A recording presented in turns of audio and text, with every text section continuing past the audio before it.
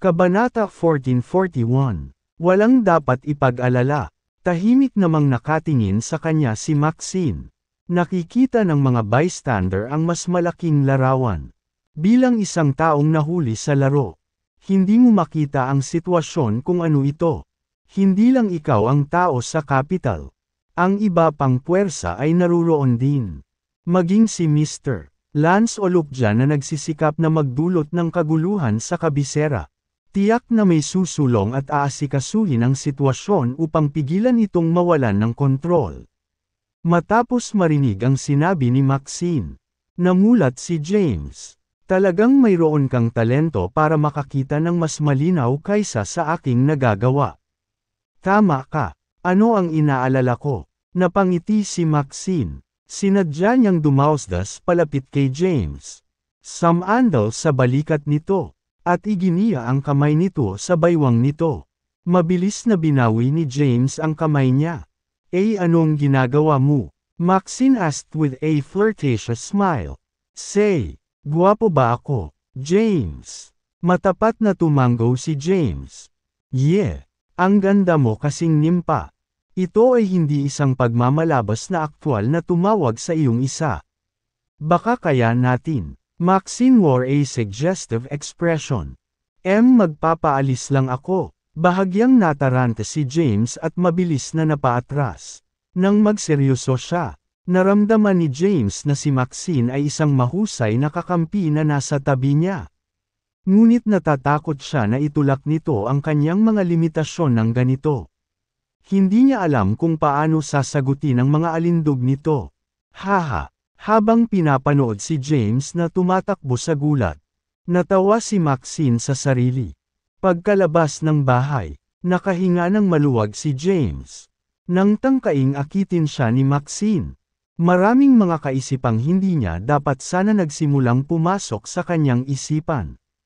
Nag-aalala si James na hindi siya makapagpigil kung magtatagal pa siya. Nakakasakit na siya ng isang babae. Kaya ayaw niyang maranasan din ni Maxine ang ganoong bagay. Isa pa, ayaw niyang ma-disappoint ulit si Thea. Paulit-ulit siyang huminga ng malalim at nagsagawa ng ataraxia para iwaksi ang magugulong kaisipang bumabalot sa kanyang isipan. Pagkatapos kumalma, umalis si James ngunit hindi umuwi. Sa halip, pumunta siya para makipagkita sa kanilang mga tao. Bago siya umalis sa Seoul papuntang Durandal, inutusan niya si Blake na dalhin ang ilang tao mula sa Dark Castle sa capital kasama niya. Ipinaalam din niya ang Elite 8 na magmadaling bumalik sa Seoul. Bukod pa rito, inutusan niya si Jake mula sa Kensington na palawakin ang kanyang underground intelligence network sa capital. Nakipagkita siya sa mga nabanggit na tao at inutusan silang humiga habang hinihintay ang susunod niyang utos. Pagkatapos, bumalik siya sa bahay. Pagpasok pa lang niya sa bakuran ay may narinig siyang tawanan mula sa loob ng bahay. Pumasok si James sa bahay at may nakita siyang dagdag na bisita sa loob. Ang bisitang iyon ay si Quincy. Matapos mabawi ang kanyang unang reaksyon, lumakad siya at umupo. Nakangiting lumingon sa kanya. Nandito ka. Pinandilatan ni Quincy si James at nagsimulang magreklamo. You sure are something. Pagkatapos mo akong tawagan sa kabisera, umalis ka sa kanina papuntang Durandal. Hindi ako nakakain o nakatulog ng maayos dahil napuno ako ng trabaho. Salamat sa pagsusumikap. Humingi ng tawad sa kanya si James. Pwede mo akong i-treat sa isang pagkain para makabawi sa tuwing may oras ka. By the way, kumusta na ang pagtatatag ng Chamber of Commerce? Sa pagbanggit ng paksa, nawala ang ngiti ni Quincy sa kanyang mukha nang tumugon siya sa paraang parang negosyo. It's been going pretty well.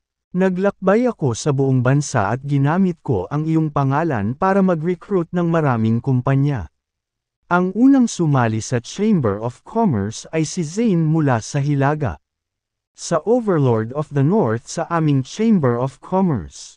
Marami pang kumpanya ang nakumbinsi na sumali sa amin. Ang Kamara ng Komersyo ay lumago na sa isang makabuluhang sukat. Nahulog sa malalim na pag-iisip si James. Pagkaraan ng ilang sandali, tumingin siya kay Quincy at nagtanong, "Ano sa palagay mo ang susunod nating gagawin?" Sabi ni Quincy, "Kailangan nating mag-alok ng mas maraming iba sa mga taong sumasali sa atin." Ang teknolohiyang binuo ng Blue Tech Corporation ay naging isang pandaigdigang sensasyon. Kung makukuha mo ang iyong mga kamay sa teknolohiyang ito ay maaaring maengganyo ang higit pang mga kumpanya na sumali sa commerce na may karagdagang. Napabuntong hininga si James at minasahe ang kanyang temps. Nag-aalala pa rin siya sa bagay na ito. Hindi pa rin alam kung nasaan si Xavier. Kaya saan niya makikita ang teknolohiyang binanggit ni Quincy. Bukod doon, hindi lang siya ang naghahanap kay Xavier. Malaki ang posibilidad na hindi niya ito mahahanap. Kabanata 1442. Ipinatong ni James ang kanyang mga daliri sa kanyang nilalaman at sinabing, "Ma'am, susubukan kong hanapin si Delilah at tingnan kung magagamit ko siya para makipagtulungan sa atin ang kanyang stepfather. Mas mainam na gawin iyon sa lalong madaling panahon." Walang gaanong sasabihin si Quincy tungkol sa bagay na iyon. Umaasa lang siya na magagawa ito ni James ng mabilis. Ang Orient Commerce ay umuunlad na sa napakabilis na bilis. At magiging mahirap na ibagsak ang mga ito kung ito ay magiging isang napakalaking puwersa. May iba pa akong gagawin. Kaya aalis na ako. Dinampot ni Quincy ang kanyang bag sa mesa at naghanda ng umalis. Siya ay partikular na bumisita dahil tumawag si Thea. Sinabing bumalik si James. Nais ni Quincy na iulat ang kanyang pag-unlad sa kanya. "Sige, may utang akong pagkain sa iyo kapag may bakanteng oras ako." Hindi na siya pinigilan ni James na umalis. Tumalikod na si Quincy at lumabas ng bahay. Pagkaalis niya, tinanong ni Thea, "Nagkita na ba kayo ni Maxine?" "Oo, nakilala ko na siya at nag-chat kami sandali." Tumango si James. Pero nang maalala ang malandi na ugali ni Maxine, medyo nabaluktot ang ekspresyon nito. Napansin ni Thea na may mali at nag-aalalang nagtanong, "Anong meron? May sakit ka ba?" "Pagod siguro. Hindi ako nakakapagpahinga kaya medyo napagod ako." Nagdahilan si James sa kanyang abnormal na ugali. Tumayo si Thea, naglakad sa likod ni James. At nagsimulang imasahe ang kanyang mga balikat. Sumandal si James sa sofa at nasiyahan sa kanyang nakapapawi na yakap. "Nga pala, kailan ka pupunta sa Mount Thunder Pass sa Southern Plains?" "May natitira pang 1 linggo. Kaya walang pagmamadali. Plano kong magtungo sa Mount Thunder bago yun at makipagkita sa pinuno ng sekta, si Jackson, upang magtanong sa kanya ng ilang mga katanungan. Ano ang kailangan mong itanong sa kanya? Ito ay ilang bagay tungkol kay Delilah. Ang bagay na iyon ay patuloy na gumugulo sa isipan ni James. Sige, hindi na nagtanong pa si Thea. Nagpatuloy si James sa pagsandal at sarap sa masahe ni Thea. Malambot ang mga kamay ni Thea. At unti-unting nakatulog si James sa ilalim ng komportableng masahe. Gabi na nang magising siya. Natagpuan ni James ang sarili na nakatalukbong ng kumot pagkagising at sumili ang ngiti sa kanyang mukha. "Thea." Ilang beses siyang tumawag, ngunit walang sumasagot. Tumayo si James at lumabas ng kwarto. Pumasok siya sa bakuran. Nakita niya si Thea na kumakawi ng isang kahoy na espada sa paligid ng bakuran. Ang kanyang mga galaw ay matamlay. At siya ay parang isang baguhan na hindi kailanman nagkaroon ng anumang uri ng pagsasanay. Lumapit si James at nagtanong, "Anong uri ng sword technique ang ginagawa mo?" Itinabi ni Thea ang kahoy na espada at nakangiting sumagot, "Wala lang. Casual lang akong kumakawi sa espada para masaya." Nang makitang nagsasanay si Thea, bigla niyang naalala ang Paul Ores sword art sa banal na lugar ng Paul Ores sect. Ang Sacred Fire Cavern. Kabisado na niya ang 13 heavenly swords at kaya niyang mag-execute ng 13 sword energies. Gayunpaman, hindi pa niya naabot ang pinakamataas na antas ng 13 langit na mga espada na nagpapakita ng makapangyarihang ika-14 na espada. Matapos masaksihan ang Paul Ores Sword Art, nakakuha siya ng ilang pananaw sa pamamaraan ngunit wala siyang oras upang magsanay. Hindi nagtagal, pupunta na siya sa Mount Thunder Pass para makipaglaban. Sa kabila nito, hindi pa rin niya alam ang pagkakakilanlan ng challenger na nagpapadala ng sulat. At hindi rin niya alam ang lakas ng kanyang kalaban. Matapos bisitahin ang Mount Thunder Sect, binalak niyang sumailalim sa closed-door meditation sa loob ng ilang araw sa pagtatangka na makabisado ang ika-14 na espada. Honey, anong iniisip mo? Naputol ang pag-iisip ni James sa boses ni Thea. Nabalik siya sa realidad at sumagot. Wala naman masyado. Iniisip ko lang ang isang sekta na tinatawag na Paul Ores Sect na nakita ko sa ibang bansa. Nasaksihan ko ang ilan sa kanilang mga diskarte sa espada. At binigyan nila ako ng inspirasyon na magsanay ng 13 langit na espada. Pagkatapos kong bisitahin ang Mount Thunder Sect, plano kong maghanap ng isang lugar sa paligid ng Mount Thunder Pass sa Southern Plains upang magnilay-nilay sa pag-iisa sa loob ng ilang araw bago harapin ang aking challenger. Kabanata 1443, gusto mo bang sumama ako sa iyo? Hiningi ni Thea ang opinyon ni James at inihilig ang ulo sa gilid. Nag-aalala siya kay James. Bagamat siya ay isang 8th rank Grandmaster at may malaking lakas. Medyo marami pang 8th rank Grandmasters bukod sa kanya kay Saul. Ang lakas ng mga taong ito ay dapat na tumaas din ng malaki sa ubod ng Spirit Turtle. Nag-aalala si Thea na masugitan si James sa Mount Thunder Pass sa Southern Plains. Hindi na iyon mahalaga. Dito ka na lang sa bahay at hintayin akong bumalik. Ipinatong ni James ang kanyang mga kamay sa balikat ni Thea at tiniyak siya. Nangangako ako na gagawin ko ang lahat para mabuhay at mag-iingat ako kahit anong mangyari. Sige, bahagyang tumanggo si Thea, bagamat wala siyang ibang sinabi. Lihim na siyang nagpasya na sundan siya at bigyan siya ng tulong sa mga kritikal na sitwasyon kung kinakailangan. Ipinulupot niya ang kanyang mga braso sa ulo ni James. Nag-tiptoed, at sumandal sa labi ni James. Niyakap ni James si Thea at ginantihan ng halik. Unti-unting tinungo ng dalawa ang kwarto habang humihingang naglalak ng mga labi. Sa loob ng kwarto, ibinaon ni Thea ang mukha sa dibdib ni James. Namula ang mukha niya habang mahinang nagtanong. Kailan ka aalis?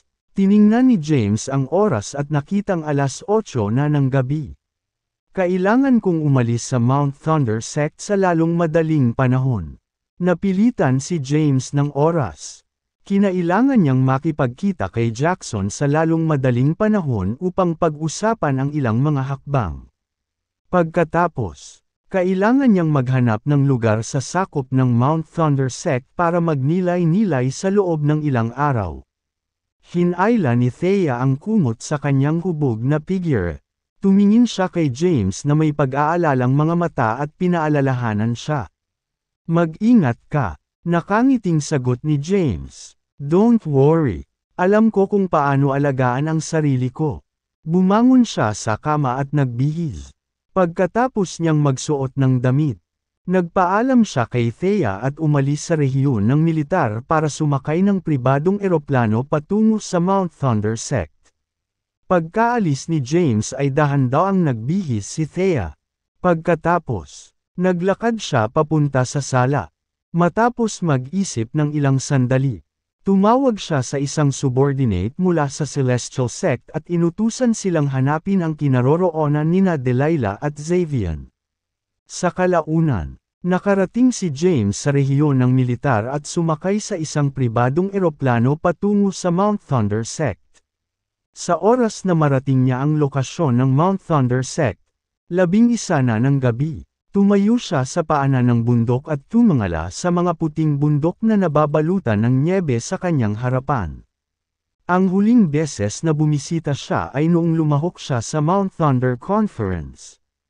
Kahit ilang buwan na ang lumipas, sariwa pa rin sa kanyang isipan ang mga pangyayari noong conference na parang kahapon lang nangyari. Pagkatapos bumalik sa Seoul, natutunan ni James ang ilang bagay tungkol sa sinaunang martial world ni Seoul. Nalaman niya ang tungkol sa makapangyarihang Celestial Sect. Tinalo ng pinuno ng Celestial Sect ang Grand Sect Leader ng Mount Thunder Sect, si Simon. Dahil dito, nagsimulang pumanig ang Mount Thunder Sect sa Celestial Sect at handang magbigay ng tulong kung kinakailangan. Matapos mawala sa kanyang isipan, humakbang si James patungo sa bundok na nababalutan ng nyebe sa kanyang harapan. Ang kanyang mga galaw ay maliksi, at siya ay nasa kalagitnaan na ng bundok na may ilang hakbang. Whoosh! Isang after image ang umakyat mula sa paanan ng bundok at kalaunan ay tumayo sa harap ng pasukan ng Mount Thunder Sect. Sinong nandyan? Ang biglaang pagsulpot ni James ay bumulaga sa mga alagad ng Mount Thunder Sect na nagbabantay sa bundok. Sabay-sabay na inilabas ng mga alagad ang kanilang mga espada. Matapos makilala ang kanilang biglaang bisita, nakahinga ng maluwag ang mga alagad na nakabantay. Lumapit ang isa sa mga disipulo. Pinagdaop ang kanyang mga kamay ng may paggalang. At binati siya. Ikaw pala, James. Nagulat ako at naisip ko na baka may masamang intensyon ka. Tumango si James bilang tugon at nagtanong. Nandito ba si Mr. Cabral? Oo, nasa paligid ang pinuno ng sekta. Sa ganitong paraan, pakiusap, Mr. Hayden. Ang alagad na nagbabantay sa pasukan ay gumawa ng isang malugod na kilo at inanyayahan si James sa Mount Thunder Sect. Kabanata 1444. Pagdating ni James sa Mount Thunder Sect, pasado 11:00 na ng gabi. Sa mga oras na iyon, karamihan sa mga alagad ng Mount Thunder Sect ay tulog na maliban sa mga nagbabantay sa bundok. Dinala si James sa reception hall ng Mount Thunder Sect. Ginoo, Hayden, maghintay ka muna dito. Pupunta ako para ipaalam sa pinuno ng sekta. Sige, tumango si James at umupo. Pagkaupo niya, lumapit ang isang babaeng alagad na may dalang tsaa at inilapag ito sa mesa sa harap ni James. Samantala, nagmamadaling umalis ang mga alagad na naghatid kay James sa reception hall para ipaalam kay Jackson. Matiyag ang naghintay si James sa reception hall ng Mount Thunder Sect sa loob ng 1 minuto. Haha James! Isang masayang boses ang umalangaw mula sa loob. Kasunod ng boses, isang nasa katanghaliang gulang na lalaki na nakasuot ng puting roba ang naglakad papunta sa reception hall. Yung taong yun, ay ang kasalukuyang pinuno ng Mount Thunder Sect, Jackson. Tumayo si James at ibinalik ang kanyang magiliw na pakiramdam. Mr. Cabral, umupo. Iminuwestro ni Jackson ang mga upuan at umupo. Tumingin siya kay James at nagtanong. I take it you are not here just to visit me since you've come here so late. May nangyari ba? Tama iyan. Umupo muli si James at sumagot sa mahinang boses. Ang daming nangyari. Binisita kita sa oras na ito dahil gusto kong humingi ng pabor sa iyo. Kailangan ko ng tulong sa pagsisiyasat ng ilang bagay. Ano ito? Hinimok ni Jackson si James na ipagpatuloy ang kanyang paliwanag. Maikling ipinaliwanag ni James ang sitwasyon sa loob ng Capital Blue Tech Corporation, at ang kanyang paglalakbay sa Durandal upang hanapin si Delilah. Nagsalita din siya tungkol sa pagtanggap ng liham ng hamon.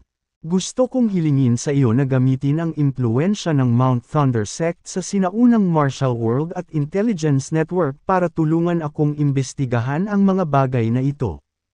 Kailangan ko rin ng tulong sa pagtatanong tungkol sa Valhalla Sect, Rodan, pati na rin sa kinaroroonan nina Delilah at Xavier. Kumunot ang noo ni Jackson matapos marinig ang paliwanag ni James. Sinabi mo bang may nagpadala sa iyo ng letter of challenge? Oo. Magaganap ang tunggalian sa Mount Thunder Pass sa Southern Plains 1 linggo mula ngayon. Wala pa akong ideya tungkol sa pagkakakilanlan ng naghahamon. Pumunta ako sa iyo upang humingi ng tulong sa pag-aaral sa mga bagay na ito. Pagkatapos, pupunta ako sa Mount Thunder Pass sa Southern Plains para tanggapin ang hamon. Sige, walang problema. Iwan mo sa akin. Gagamitin ko ang lahat ng koneksyon ng aking sekta para imbestigahan ang mga bagay na ito para sa iyo. Nakahinga naman ng maluwag si James sa muling pagtiyak ni Jackson. Kumpiyansa siyang malapit ng mahayag ang katotohanan sa napakaraming puwersa na nag-iimbestiga sa mga bagay na ito para sa kanya. Maya-maya, malalaman na niya ang kinaroroonan nina Delilah at Xavier. Samantala, maaari siyang magnilay-nilay sa pag-iisa sa loob ng ilang araw nang may kapayapaan ng isip upang mapaghandaan ang nalalapit na tunggalian. Siya nga pala, biglang may naalala si James at nagtanong. Pagkabalik sa capital, narinig ko ang tungkol sa Celestial Sect na bumisita sa Mount Thunder Sect at tinalo si Simon sa labanan. Nangangahulugan ito na ang iyong sekta ay nakahanay sa Celestial Sect. Tama ba? Malungkot na ekspresyon si Jackson sa pagbanggit ni James sa pagsubok. Oo, ang pinuno ng Celestial Sect ay may napakalaking lakas. Hindi ako makapunta ng kahit isang atake sa pamamagitan ng kanyang depensa. Nabasag pa niya ang ating Frost Sword at nag-iisang natalo ang ating Grand Sect Leader. Sino sa palagay mo ang pinuno ng Celestial Sect? Tanong ni James. Ang tanong ni James ay higit sa lahat dahil alam niya ang pagkakakilanlan ng pinuno ng Celestial Sect na nagligtas sa kanya ng paulit-ulit habang siya ay nasa Mount Olympus sa Durandal. Naisip niya na ang pinuno ng Celestial Sect ay isang taong personal niyang kilala. Nang marinig ang tanong ni James, hinimas ni Jackson ang kanyang baba. Pagkaraan ng ilang segundo, tumingin siya kay James at sinabing, nang ang pinuno ng Celestial Sect ay nakipag-away sa ating Grand Sect Leader. Narinig kong tinawag siya ni Simon bilang Thomas. Aking lolo. Nagulat si James na hindi nakapagsalita. Ma'am, Kabanata 1445. Tumango si Jackson at sinabing, kung tama ang ating Grand Sect Leader, ang pinuno ng Celestial Sect na humamon sa atin noong araw na iyon ay ang iyong lolo. Si Thomas, marahil ang lolo mo ang tanging tao sa buong mundo na may lakas na talunin ang ating Grand Sect Leader. Sinubukan ni James na ayusin ang kanyang mga iniisip. Lolo, isip ni James. Natagpuan ni James ang ideyang iyon ay napaka-imposible. Ilang beses na siyang nakipag-ugnayan sa pinuno ng Celestial Sect. Bagaman nakasuot ng maskara ang pinuno ng sekta, naaamoy niya ang mga ito ng pabango. At ang kanilang mga braso ay hindi rin kasing tono ng lalaki.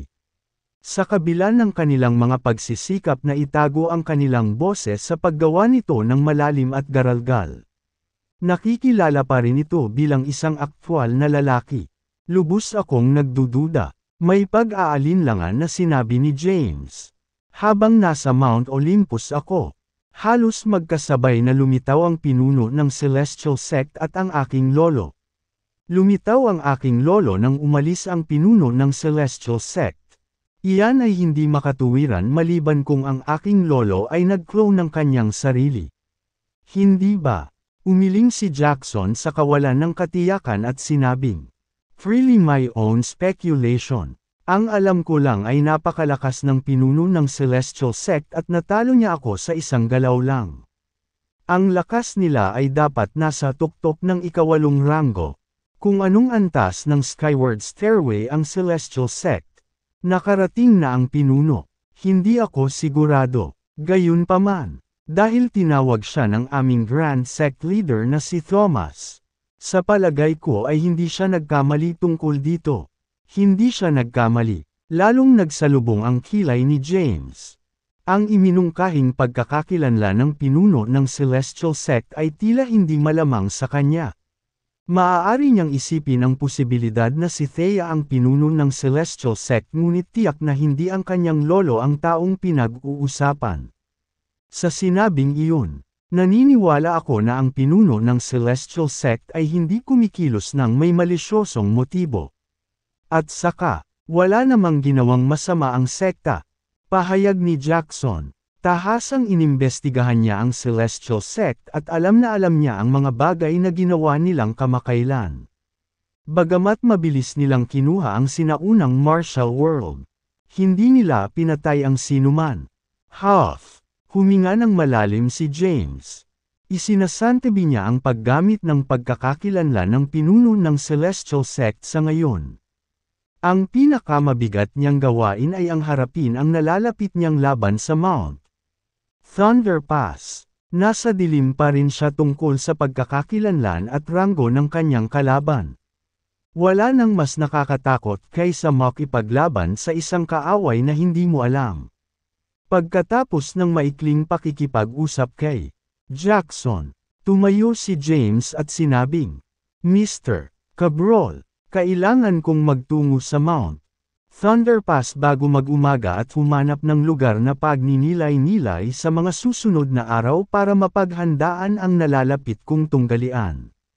Iiwan ko sa iyong mga kamay ang investigasyon ng Valhalla Sect.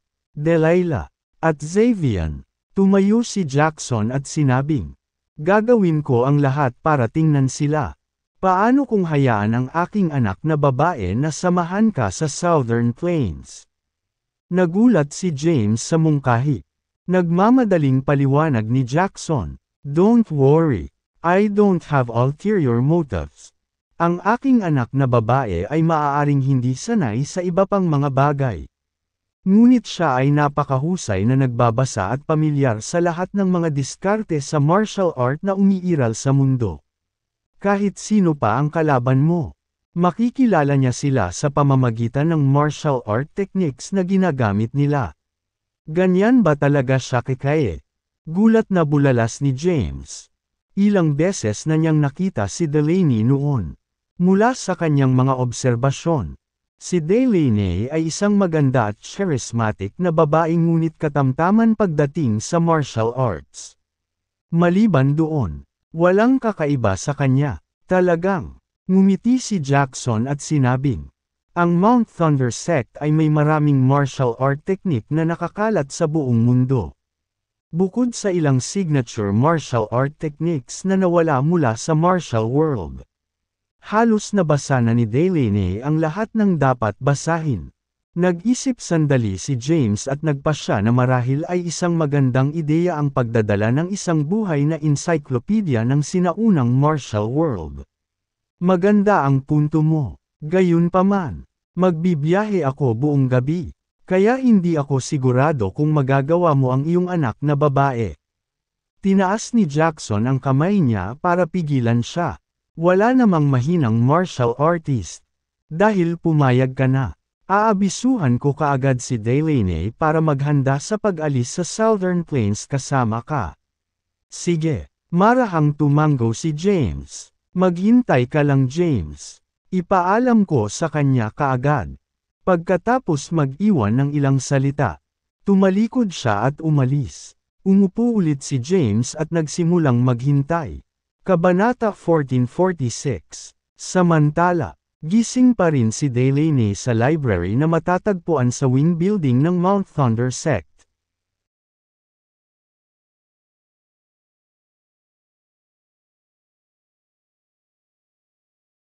Pagkatapos mag-iwan ng ilang salita, tumalikod siya at umalis. Umupo ulit si James at nagsimulang maghintay. Kabanata 1446. Samantala, gising pa rin si Delaney sa library na matatagpuan sa wing building ng Mount Thunder Sect. Sa ilang kadahilanan, hindi siya mapakali. Humiga siya at humiga sa kama ngunit hindi siya makatulog. Kaya tumungo siya sa library para magbasa sandali. Naalimpungatan niyang tinitigan ang nakabukas na pahina ng librong matagal na niyang kinuha. Flick-flop. Bigla siyang nakarinig ng mga yabag na papalapit sa kanya. Nakaupo si Delaney sa isang upuan sa ikatlong palapag ng library. Nang marinig niya ang mga yabag, iniangat niya ang kanyang ulo at lumingon sa pinanggalingan ng tunog. Agad niyang ibinaba ang librong hawak niya. Tumayo, at nagbigay ng magalang na pakiramdam. Dad, Ma'am, tumango si Jackson bilang pagsang-ayon habang naglalakad. Umupo siya sa tabi niya at tumingin sa librong nasa mesa. Nagbabasa ka pa rin ba ng librong ito? Ma'am, kinuha ni Delaney ang librong inilapag niya sa mesa. Bahagyang nasira ang pabalat ng makapal na libro. Ang ilang mga sinaunang salita ay nakasulat sa pabalat alamat ng millennia. Ang aklat ay isinulat pagkatapos na itinatag ang Mount Thunder Sect. Nagre-record ng mga kaganapan. Namumukod tanging martial artist. At bawat kilalang fighter signature martial art technique na sumaklaw sa mga panahon sa nakalipas na 1,000 taon. Hindi ako makatulog, kaya pumunta ako sa silid-aklatan para magbasa ng kaunti. Mahinang sagot ni Delaney. Delaney, malaki ka na ngayon. Tumingin si Jackson sa kanya at sinabing, hindi ka na bata. At ayon sa mga pamantayan sa labas ng mundo, dapat kang magpakasal na may mga anak sa edad na ito. Nang marinig ito, naging kasing pula ng kamatis ang magandang mukha ni Delaney. Tatay, napayuko siya sa kahihiyan. Nasa mid-20s lang si Delaney. Para sa mga sinaunang martial artist, siya ay mukhang medyo bata pa dahil mas mahaba ang buhay nila kaysa sa mga ordinaryong tao at hindi masyadong madaling kapitan ng sakit. Kaya, hindi sila madaling sumuko sa mga sakit. Nakangiting sabi ni Jackson, nga pala, nandito si James. Ano? Nagulat si Delaney. Hindi nakatakas ang kanyang ekspresyon nang hindi napapansin. Bilang ama, madali niyang naisip ang mga kaisipang tumatakbo lamang sa isip ng kanyang anak. Simula nang makipagkita sila kay James, napansin niyang parang laging nalilito si Delaney. Parang may nagko ng puso niya. Ipinaliwanag ni Jackson ang dahilan ng pagbisita ni James sa Mount Thunder Sect. Nakatanggap siya ng letter of challenge. Pero hindi malinaw kung sino ang challenger niya. Si James ay malapit nang umalis sa Southern Plains upang magnilay sa pag-iisa para sa susunod na 2 araw upang maghanda para sa tunggalian. I suggested na samahan mo siya. Ako. Saglit na natigilan si Delaney. At inabot ng ilang segundo bago niya muling naisip ang kanyang mga iniisip. Pagkatapos, tinanong niya, kung pupunta siya doon para sa isang duel, ano ang silbi ko kung susundan ko siya doon? Agad na naging seryoso si Jackson habang sinabi niyang, may ilang dahilan kung bakit kailangan mong sundan siya. Una, si James ang pinaka-namumukod tanging henyo sa sinaunang martial world ngayon. Siya ay wala pang 30 taong gulang ngunit nakamit ang ganoong kataas na ranggo sa sinaunang martial world. Wala masyadong tao na makakatalo sa kanya ngayon. Pangalawa, humihina ang Mount Thunder Sect sa bawat dumaraan na henerasyon. Nag-aalala na walang sino man ang maaaring manatiling nakatayo sa ating sekta pagkatapos ng Grand Sect Leader. Agad na sumagot si Delaney. Hindi ka pa ba naririto para sa amin? Napailing si Jackson na may mapang-asar ng ngiti. Natatakot na hindi ako hanggang sa gawain. Ika-7 ranggo lang akong Grandmaster. Noong nakaraan, kaya kong hawakan ang sarili ko. Ngunit sa pagkamatay ng Spirit Turtle, hindi mabilang na mga martial artist ang nakakuha ng core. Maliban kung ako ay isang 8th ranked Grandmaster, hindi ko mapoprotektahan ang aming sekta. Nakinig ng mabuti si Delaney. Nagpatuloy si Jackson. Ang Mount Thunder Sect ay palaging iginagalang ng iba pang bahagi ng sinaunang martial world. Ayokong pumalit sa sekta. Ang iyong panganay na kapatid ay isang pagkabigo at umalis sa aming sekta ilang taon na ang nakakaraan. Ang kanyang kinaroroonan ay hindi pa rin alam hanggang ngayon. Ikaw lang ang maaasahan ko. Pero sa kasamaang palad, babae ka lang. Nagbitiw na buntong hininga ang pinakawalan ni Jackson. Nagkaroon siya ng isa pang anak na lalaki na walang limitasyong potensyal. Sa kasamaang palad, ang ilang mga kaunos-lunos na pangyayari ay nangyari sa nakaraan. Sa ngayon, ang tanging anak na natitira sa sekta ay si Delaney. Ang Mount Thunder sect ay mahuhuli sa kanyang mga kamay sa hinaharap. Umaasa si Jackson na may tutulong kay Delaney sa pagpapatakbo ng sekta. Bilang batang may bahay ng Mount Thunder sect, madaling makuha ni Delaney ang mga intensyon ng kanyang ama. Dad, nakatutok ba ang mga mata mo kay James? Tumango si Jackson na parang kinukumpirma ang kanyang hinala. Kabanata 1447, naiintindihan ko. Bahagyang tumango si Delaney. Tumayo, at sinabing, babalik ako sa kwarto ko para maghanda. Pagkatapos, sasama ako kay James sa Southern Plains. Buti naman at napakatalino mong bata. Walang ibang salita na kailangang ipagpalat sa dalawa. Dinampot ni Delaney ang libro sa mesa. Tumalikod. At lumabas ng library. Mga 20 minutong naghihintay si James sa reception hall ng Mount Thunder sect. Pagkalipas ng 20 minuto, bumalik si Jackson sa hall kasama ang isang babae. Medyo bata pa ang babae at mukhang nasa early 20s. Ang Mount Thunder sect ay natatakpan ng nyebe sa buong taon. At ang temperatura ay medyo mababa. Sa kabila ng lamig, puting damit lamang ang suot ng babae. At sumasayaw sa simoy ng hangin ang kanyang mahabang itim na buhok. Maamo ang mukha niya at mamula-mula ang pisngi. Nakasunod siya sa likod ni Jackson habang papasok sila sa reception hall. Huminto sila sa harap ni James. Pinag-krus ng babae ang kanyang mga kamay sa kanang bahagi ng kanyang ibabang tiyan at matikas na yumuko.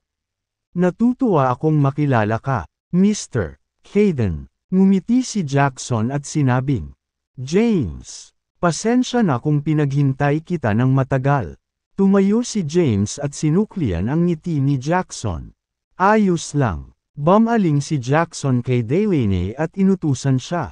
Delaney, samahan mo si James sa Mount Thunder Pass sa Southern Plains sa kanyang laban para masuri mo at matukoy ang martial technique ng kanyang kalaban. Naiintindihan mo ba? Affirmative. Ginoo. Si Hayden ay nagmamadali. Kaya tandaan na huwag siyang kaladkarin pababa. Ngayon, sumama ka sa kanya. Sige. Tumango si Delaney. Matapos ipaalala sa kanya ang layunin ng paglalakbay. Nilingon ni Jackson si James at ipinatong ang mga kamay ni Delaney sa kanya. Tapos, ngumiti siya ng malapad. Ginoo. Hayden, iiwan ko si Delaney sa mga kamay mong may kakayahan. Nahihiyang ibinaba ni Delaney ang kanyang tingin. Mabilis na binawi ni James ang kanyang kamay at nakangiting sumagot. I won't let any harm comes to her. Matapos mapapanatag si Jackson, lumingon siya kay Delaney at sinabing, fair na, sige. Nakayuko si Delaney habang nakasunod sa likuran ni James. Lumabas ang dalawa sa reception hall. Delaney, ang espada. Lumingon siya, at isang espada ang tumutusok sa kanya. Hinawakan ni Delaney ang espada at hinugot ito. Isa itong sirang espada. Ang espada ay transparent. Ang talam nito ay malakristal na parang yelo. At naglalabas ito ng puting ambon. Nakita ni James ang espada at agad itong nakilala bilang ang Divine Sword ng Mount Thunder sect. Ang Frost Sword na nabasag ng pinuno ng Celestial sect. Lumapit si Jackson sa kanila at sinabing, nabali ang espada, ngunit itago mo ito at tandaan na kahit saan man kayo magpunta. Disipulo ka pa rin ng Mount Thunder sect. Bahagyang natigilan si Delaney. Hindi niya maintindihan ang kahulugan sa likod ng mga salita ni Jackson. Pagkaraang tumayo sa pagkatulala sa loob ng ilang segundo, binalot niya muli ang putol na espada at tumango ng mariin. Naiintindihan ko, sisiguraduhin kung maaalala ko ang aking pinagmulan. Hindi kumibo si James at nagpatuloy sa pagbaba ng bundok. Mabilis na sumunod si Delaney sa likod ni James. Hindi nagtagal ay umalis ang dalawa sa ari-arian ng Mount Thunder Sect. Tumayo si Jackson sa hagdanan sa labas ng mga tarangkahan ng bundok ng Mount Thunder Sect at pinanood ang dalawang figure na naglaho pababa ng bundok. Isang napakalaking bagyo ang namumuo. At ang sinaunang martial world ay malapit ng makulayan ng dugo. Bakas sa mukha niya ang hindi maipaliwanag na kalungkutan. Ang lahat ng impyerno ay malapit ng kumawala sa malapit na mangyayari. Ang lawak nito ay isang bagay na hindi niya maisip. Ang alam lang niya ay ang kasalukuyang lakas ng mga sinaunang martial artist sa kasaysayan ang pinakadakila kailanman. Maaari ba talagang maglabas ang isang spirit turtle ng isang 9th-ranked grandmaster? Sino ang unang makakalag sa huling gapos at maabot ang maalamat na kaharian? Kabanata 1448. Ang pribadong eroplano ni James ay hindi umalis at naghihintay sa kanya sa buong oras. Pagkatapos umalis sa Mount Thunder Sect, sumakay muli si James sa eroplano at nagtungo sa Southern Plains. Sa eroplano, umupo si Delaney sa tabi niya sa paraang malababae at nakatutok sa pagbabasa ng makapal na makasaysayang libro sa kanyang mga kamay. Wala pang 1 metro ang pagitan nina James at Delaney.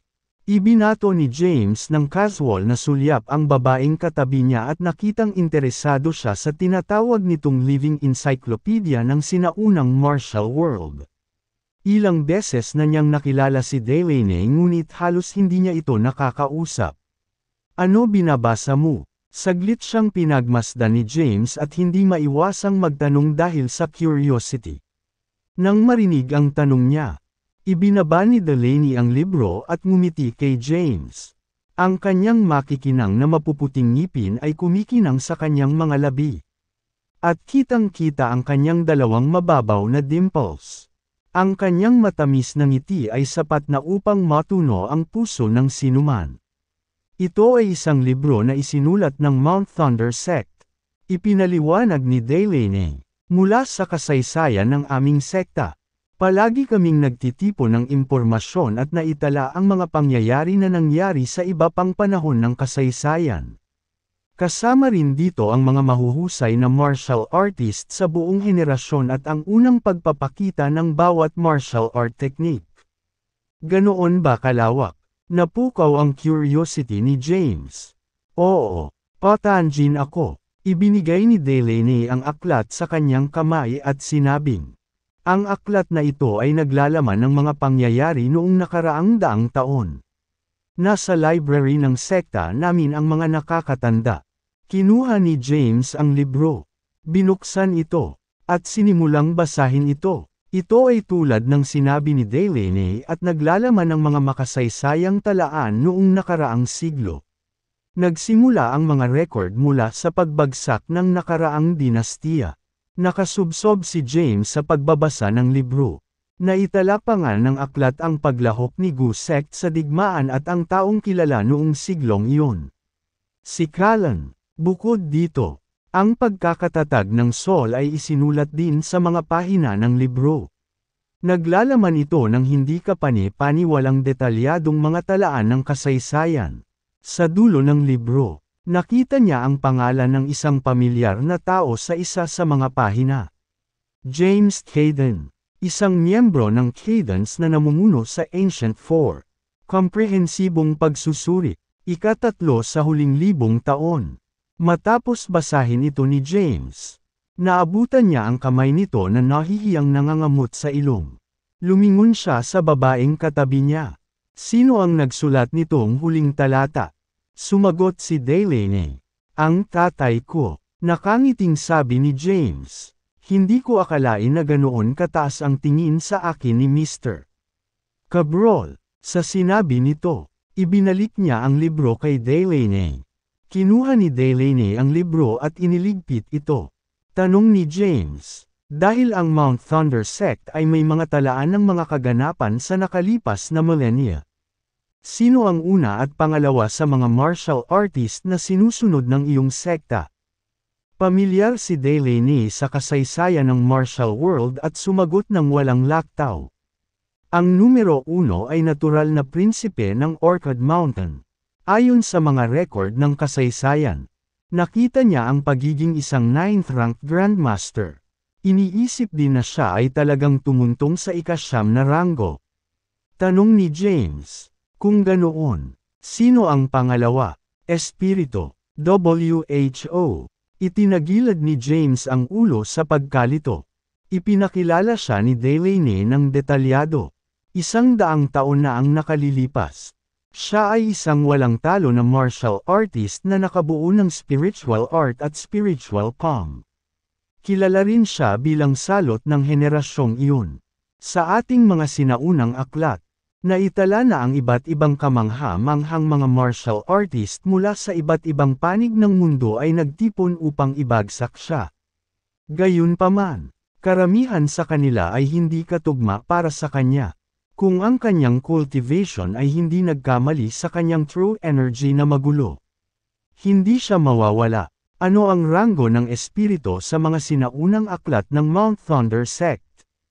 Si James ay interesado sa mga natatanging martial artist na inilarawan sa aklat na ito. Pamilyar siya sa prinsipe ng Orchid Mountain at sa mga termino tungkol kay espiritu. Bagamat isang beses niyang nalaman ang pagkakaroon ng aktwal na tao, narinig na niya noon ang spiritual art. Ito ang mismong set ng martial arts na ginawa ng kanyang lolo. Sinanay din ni Thea ang kaparehong sining na ito kahit sa maikling panahon. Sagot ni Delaney, walang detalyadong impormasyon tungkol sa kanya. Rough estimation lang. Sa sandaling iyon, binigyan siya ng aming pinuno ng sekta ng mga panahong iyon ng strength evaluation sa iyong hagdan ng Skyward Stairway. Sa sandaling iyon, biglang naisip ni James ang isang tao ang arsobispo ng Polar Sect. Si Saul ay kilala bilang Martial Heaven Continent mahigit 1,000 taon na ang nakakalipas. Kabanata 1449. Ang rehiyon sa labas ng Martial Heaven Continent ay tinawag na ilang. May kilala ka bang lalaki na pumunta kay Polaris? Tumango si Delaney. Oo, may mga talaan tungkol sa kanya sa sinaunang aklat ng Mount Thunder Sect. Ngunit ang taong ito ay umiral ng mahigit 1,000 taon na ang nakakalipas. Ang aming sekta ay nagtatala lamang ng mga bagay mula sa millennia. Kaya walang detalyadong impormasyon tungkol sa kanya. Ang tanging alam ko lang ay patuloy na hinahamon ng taong ito ang mga makapangyarihang subordinate ng Prince of Orchid Mountain. Sa huli, natalo siya ng prinsipe ng Orchid Mountain. At ang kanyang cultivation base ay nawala. Ang kanyang kinaroroonan ay hindi pa alam noon pa man. At tuluyan na siyang nawala sa martial world. Matapos marinig ang pag-uusap ni Delaney tungkol sa mga makasaysayang kaganapan. Kumbinsido si James na tama si Jackson tungkol sa kanyang kaalaman sa ensiklopediko. Siya ay may malawak na kaalaman tungkol sa lahat ng dapat malaman tungkol sa martial world. Parang walang hindi niya alam. Gayunpaman, hindi niya inaasahan ang Mount Thunder Sect na papurihan siya ng ganoon kataas. Ikatlo siya sa milenyong ito. Sa ibaba mismo ng Prince of Orchid Mountain at Spirit. Ang lumikha ng kasuklam-suklam na martial art technique. Spiritual art. Saglit na nag-isip si James at nagtanong. Kung gayon, aling martial art technique ang pinakamalakas na naitala sa kasaysayan? Napailing si Delaney. Walang pinakamalakas na martial art technique. Laging mayroong isang bagay sa labas na mas malakas. Sinabi ni James. Dahil ang Mount Thunder Sect ay nagtala ng napakaraming kaganapan. Martial artist. At signature martial art technique sa bawat panahon. Dapat mayroong isang detalyadong paghahambing at pagraranggo doon.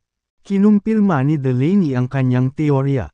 May rangkang talaga. Lumingon siya kay James at ngumiti.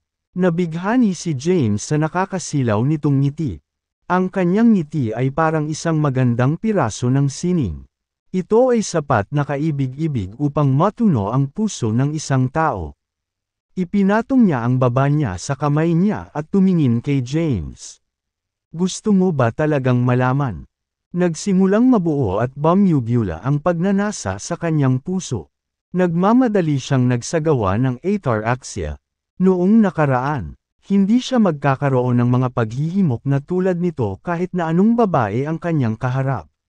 Matapos niyang mapuno ang kaibuturan ng espiritu pagong, natagpuan niya ang kanyang sarili na nadaig ng iba pang pagnanasa sa ilalim ng ilang mga pangyayari.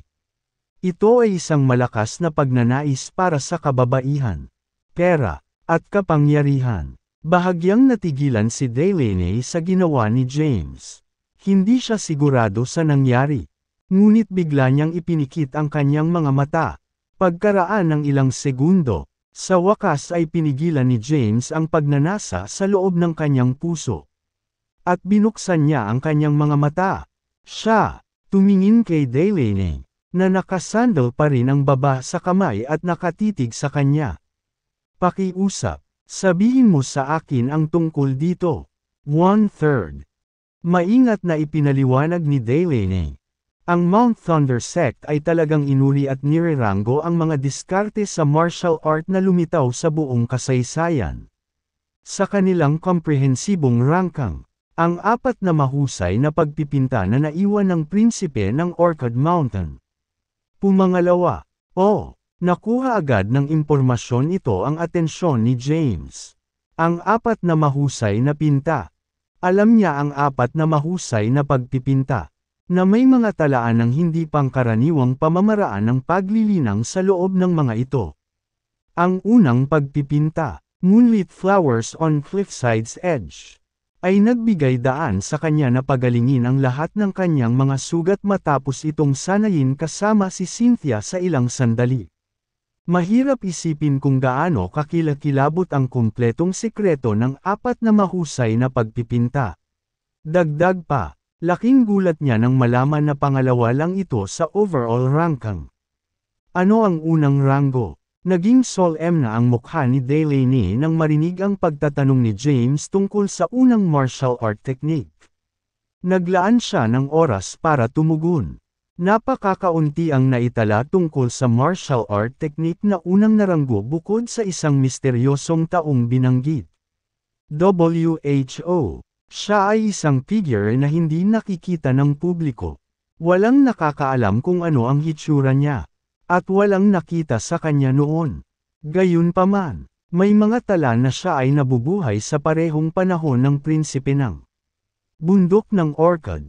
Noong bata pa ang prinsipe ng Orchid Mountain. Ang taong ito ay isa ng walang katulad na martial artist. May mga alamat pa na ipinayo at itinuro niya sa prinsipe ng Orchid Mountain. May mga tala sa ating mga sinaunang aklat ng taong ito na lumilitaw sa Medical Valley. Ang ating mga ninuno ay nagpapadala ng mga tao sa Medical Valley upang magtanong tungkol sa kanya. Ngunit ang Valley Master ay tumanggi na magsalita ng isang salita tungkol sa kanya. Ang Medical Valley ay lumitaw ng 1,000 taon na ang nakalilipas. Halos kasabay ng Mount Thunder Sect. Ang agwat sa pagitan ng pagkakatatag ng dalawang grupong ito ay hindi maaaring higit sa 30 taon ang pagitan. Ayon sa ating mga sinaunang aklat, ang pangalan ng taong ito ay Wallen Durez. Siya ay isang dalubhasa sa lason. May mga alamat tungkol sa kanya na nagsasanay ng martial art technique na tinatawag na demonic breath. At walang makakalaban sa kanyang murderous energy. Dahan-daang ibinahagi ni Delaney ang impormasyong nakatala sa mga sinaunang aklat ng Mount Thunder Sect. Gayunpaman, wala siyang kaalaman sa mga tiyak na detalye.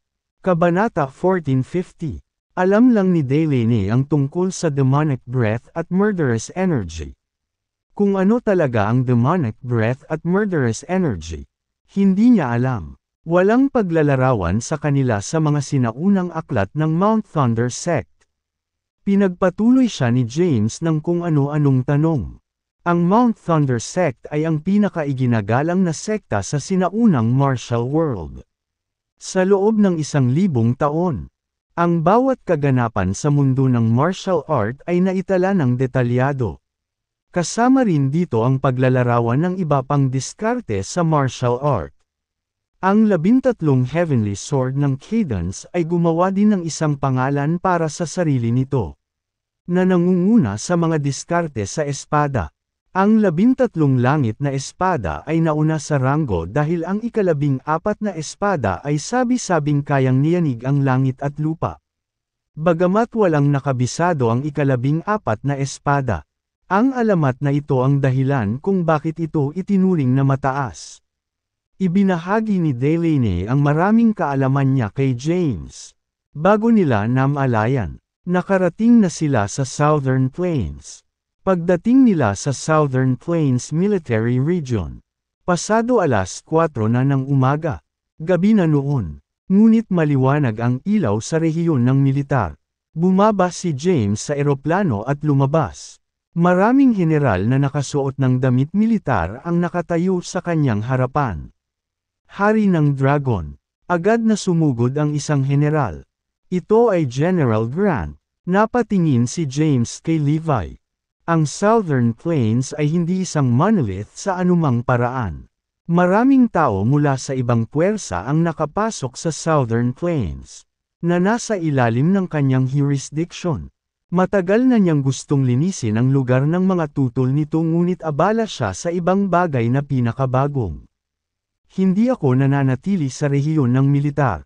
Ikalat ang mga lalaki. Utos ni James at tumalikod na para umalis. Ang lahat ng mga general ay nagpalitan ng naguguluhan na tingin. Partikular nilang hinintay na salubungin siya nang makatanggap sila ng balita na darating siya. Ngunit nagmamadaling umalis si James nang walang sinasabi. Naglabas si James ng ilang tuyong rasyon. Pumili ng kotse mula sa rehiyon ng militar. At umalis sa Southern Plains City habang papunta siya sa Mount Thunder Pass. Dumating siya sa Mount Thunder Pass ng tanghali kinabukasan. Ang lugar na ito ay dating hangganan ng Southern Plains. Ngunit dahil nakuha ni Saul ang mga kalapit na lungsod, ang Thunder Pass ay naging bahagi na ng Saul at naging bahagi ng Dragonville. Nakatayo pa rin doon ang simpleng bahay na gawa sa kahoy sa tuktok ng Mount Thunder Pass. Ang loob ng bahay na gawa sa kahoy ay natatakpan ng makapal na patong ng alikabok dahil matagal-tagal na ring walang dumating. Si Delaney, nakasama ni James, ay nagtatanong ng ulo, "Ginoo, Hayden, dito ba magaganap ang duel mo?" "Ma'am." Tumango si James bilang pagsang-ayon at lumabas ng kahoy na bahay patungo sa tuktok ng bundok. Naglakad siya papunta sa gilid ng bangin at tumingin sa bulubundukin sa kanyang harapan. Nakalaban na niya ang ilang matitinding labanan sa lugar na ito. Ang unang labanan ay laban sa 28 bansang martial arts gurus. Iyon ang unang beses na tumuntong siya sa pass. Then, there was that time na pinilit siyang uminom ng lason ni Rain. Nakatingin siya sa bulubundukin sa di kalayuan na may nakakaalala na tingin. Tumayo si Delaney sa likuran niya. Nakasuot siya ng puting damit.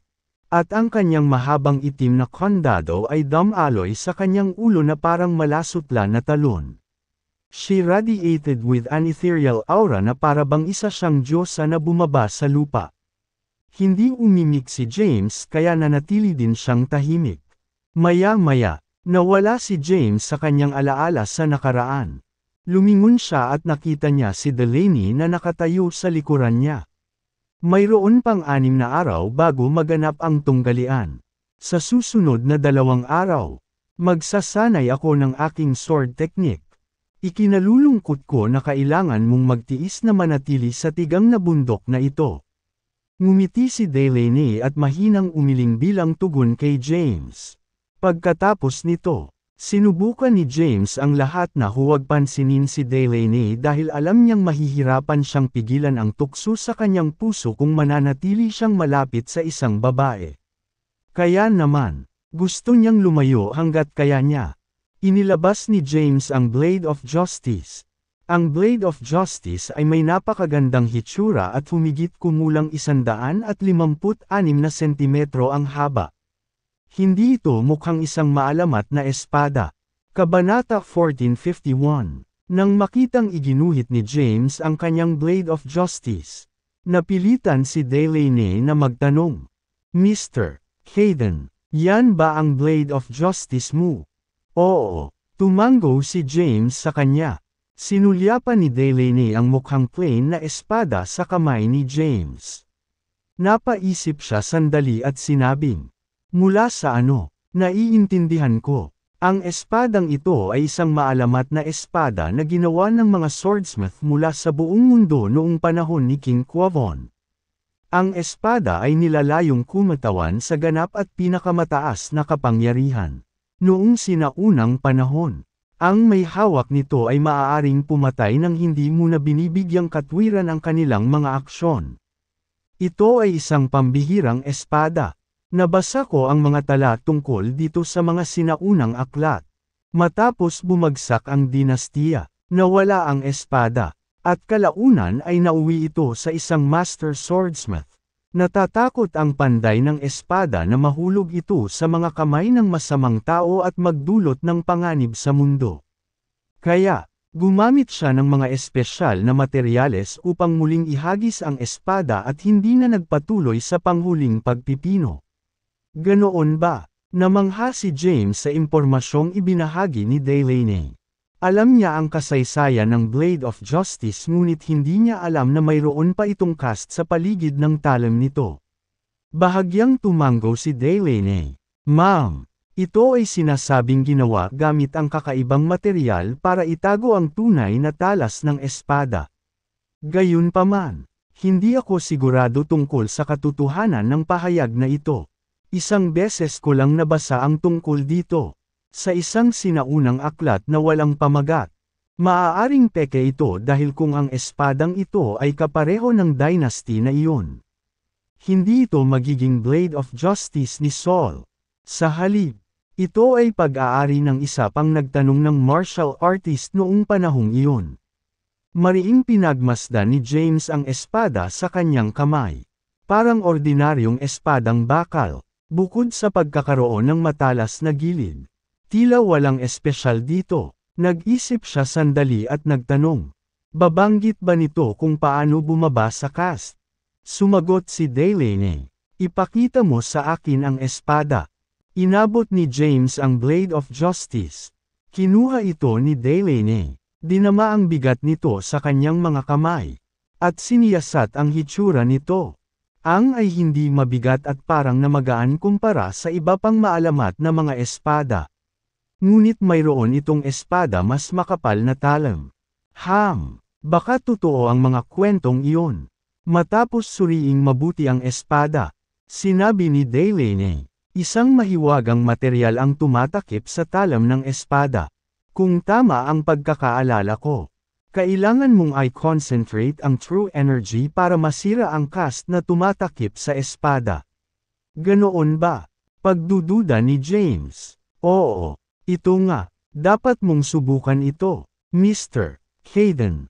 Ipinasa ni Delaney ang Blade of Justice pabalik kay James. Kinuha ni James ang espada at pinaandar ang Heavenly Breath. Ang kanyang true yang energy ay dumaan sa kanyang mga meridian at tumutok sa kanyang palad. Na nagiging matindi at puro true energy na kumikinang na parang gininto ang liwanag. Inilabas niya ang enerhiya. At ang gintong liwanag ay naisip sa Blade of Justice. Sa sandaling iyon, ang Blade of Justice ay kumikinang ng maliwanag. At ang gininto ang sword energy ay lumabas mula rito. Gayunpaman, walang ibang nangyari bukod doon. Habang nawawala ang true energy ni James, nawala din ang sword energy. Mga tunay na kwento ng 7 celeb couples na ito ang magiging hindi magsalita. Mga tunay na kwento ng 7 celeb couples na ito ang magiging hindi magsalita. Hindi sa ganoon. Nagsimulang magpaliwanag si Delaney. Ibinubuhos mo lang ang iyong true energy sa sword at ginagamit ito bilang medium para bumuo ng sword energies. Dapat mong gamitin ang iyong true energy para tamaan ang sariling talam ng espada. Nang marinig ito ni James ay nag-alinlangan. Hindi siya sigurado kung ang espada ay makatiis sa isang nagpadala ng hampas na puno ng kanyang true energy. Paano kung masira ang Blade of Justice pagkatapos ng isang tama? Sigurado ka ba? Napatingin si James kay Delaney. Malinaw na nakasulat sa mukha niya ang kawalan ng katiyakan. Medyo positibo ako na ito ang kailangan para maalis ang cast. Sige, magtitiwala ako sa iyo dahil may tiwala ka rito. Pinili ni James na magtiwala kay Delaney. Inihagis niya sa ere ang Blade of Justice. At lumutang ito paitaas. Mabilis na itinulak ni James ang kanyang palad pasulong. At isang malaking halaga ng true energy ang lumabas mula rito. Na tumama sa Blade of Justice. Klang. Kumalabog. Klang. Ang Blade of Justice ay hindi matibay. Kahit na si James ay isang 8th rank Grandmaster. Ang kanyang true energy ay hindi natapos na makabasa ng espada. Ang kanyang true energy ay tumama sa Blade of Justice. At isang malutong na tunog ang umalangaw sa hangin. Isang crack ang nagsimulang mabuo sa Blade of Justice pagkatapos kumuha ng ilang dosenang magkakasunod na hit mula kay James. Habang nabuo ang maliit, isang nakasisilaw na sword light ang sumikat mula sa loob ng espada. Malapit nang mabuksan ang cast. Excited na sigaw ni Delaney. Tinitigan niya ang Blade of Justice na lumulutang sa hangin. Ang maalamat na espada ba ng Millennia ay malapit nang magbunyag ng tunay nitong anyo. Kabanata 1452. Nabuo ang crack sa panlabas na layer ng Blade of Justice. Isang nakasisilaw na sword light ang sumikat mula sa loob ng bitek. Ito ay isang nakakabulag. Gininto ang sword light. Ang tanawin sa harap nila ay tila isang maliit. Gininto ang araw na lumulutang sa himpapawid. Sa harapan nila, nagningning ang mga mata ni James sa tanawing ito. Dala-dala niya ang Blade of Justice sa lahat ng oras na ito ngunit hindi naghinala na may nakitang sekreto dito. Kasabay ng pagwagayway ng kanyang kamay, bumalik sa kanya ang Blade of Justice na lumulutang sa ere. Hinawakan niya ang espada at tinignan ito ng mabuti. Sa wakas ay napansin ni James ang panlabas na cast sa Blade of Justice. May ilang bitek sa cast. Dinagdagan niya ang lakas na ginagamit niya para hawakan ito at pilit na binasag ang panlabas na saplot nito. Ang mga bitin ay unti-unting lumaki. Sa wakas, ang cast ay gumuho at inihayag ang tunay na hitsura ng Blade of Justice. Ang mga mahiwagang pattern ay tila inukit sa talam ng espada. Sa maingat na inspeksyon, ang pattern ay maaaring makilala bilang isang parang buhay na dragon. Habang nakatingin sa mahabang gininto ang espada sa kanyang kamay, tumibok ang puso ni James sa sobrang kaba. Lumapit sa kanya si Delaney at tuwang-tuwang sinabi, "Congratulations, Mr. Hayden. Nagawa mong matuklasan ang sikretong nakatago sa Blade of Justice. Ito siguro ang totoong hitsura nito." Naramdaman na ngayon ni James na ang Blade of Justice ay iba sa ibang mga espada. Dati, ang Blade of Justice ay parang isang pangkaraniwan at walang kinang na piraso ng bakal. Ngunit ngayon ay nararamdaman na niya ang isang kapansin-pansing kapangyarihan mula rito. Pinasigla ng kapangyarihan ang true energy sa loob ng kanyang katawan. Ngayon gamit ang tunay na Blade of Justice. Ang lakas ng 13 Heavenly Sword Technique ay walang alinlangan na tumaas ng malaki. Maraming salamat. Niloko ni James si Delaney at taos-pusong nagpasalamat. Kung hindi dahil sa kanyang gabay at kaalaman, hindi niya malalaman ang Blade of Justice ay sakop ng isang panlabas na cast. At hindi rin niya malalaman kung paano ilalabas ang tunay na potensyal nito. Dapat mong ipagpatuloy ang iyong pagsasanay. Sinubukan ni Delaney na hindi makahalata kay James at mga umatras. Agad na naudyukan si James na subukan ang kanyang bagong sandata at itinaas ang bagong pinakawalan na Blade of Justice. Nakatayo siya sa tuktok ng Mount Thunder Pass at pinatay ang 13 Heavenly Sword. 13 sword energies ng sabay-sabay na sumabog at nag-crisscrossed sa gitna ng hangin. Na nagmumula sa isang nakakatakot na kapangyarihan. Samantala, nakatanaw si Delaney sa malayo. Bakas sa kanyang magandang mukha ang pagtataka. Hindi ko inaasahan na si Mr. Hayden ay nakabisado na ang 13 Heavenly Sword sa murang edad. Sa kanyang potensyal, tiyak na mapapatawag niya ang napapabalitang ika-14 na espada na kayang yumunig sa langit at lupa.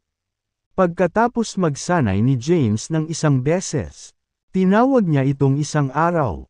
Ang kanyang katawan ay dahan-daang lumutang pababa mula sa langit at mariing bumagsak sa lupa. Lumapit si Delaney at naguguluhan na sinabi, Mr. Hayden, hindi ka ba nakakahanap ng kakaiba sa 13 Heavenly Sword technique na pinapractice mo? Anong ibig mong sabihin? Natigilan si James sa tanong niya. Natutunan niya ang pamamaraan mula kay Bennett. Kahit na matapos ang pagsasanay nito sa loob ng mahigit 1 buwan. Halos hindi niya naabot ang second sword realm ng 13 Heavenly Swords. Para sa iba, nakaramdam siya ng inspirasyon at sa wakas ay naunawaan niya ang sining sa likod ng 13 langit na espada. Iniunat ni Delaney ang kanyang mga daliring balingkinitan.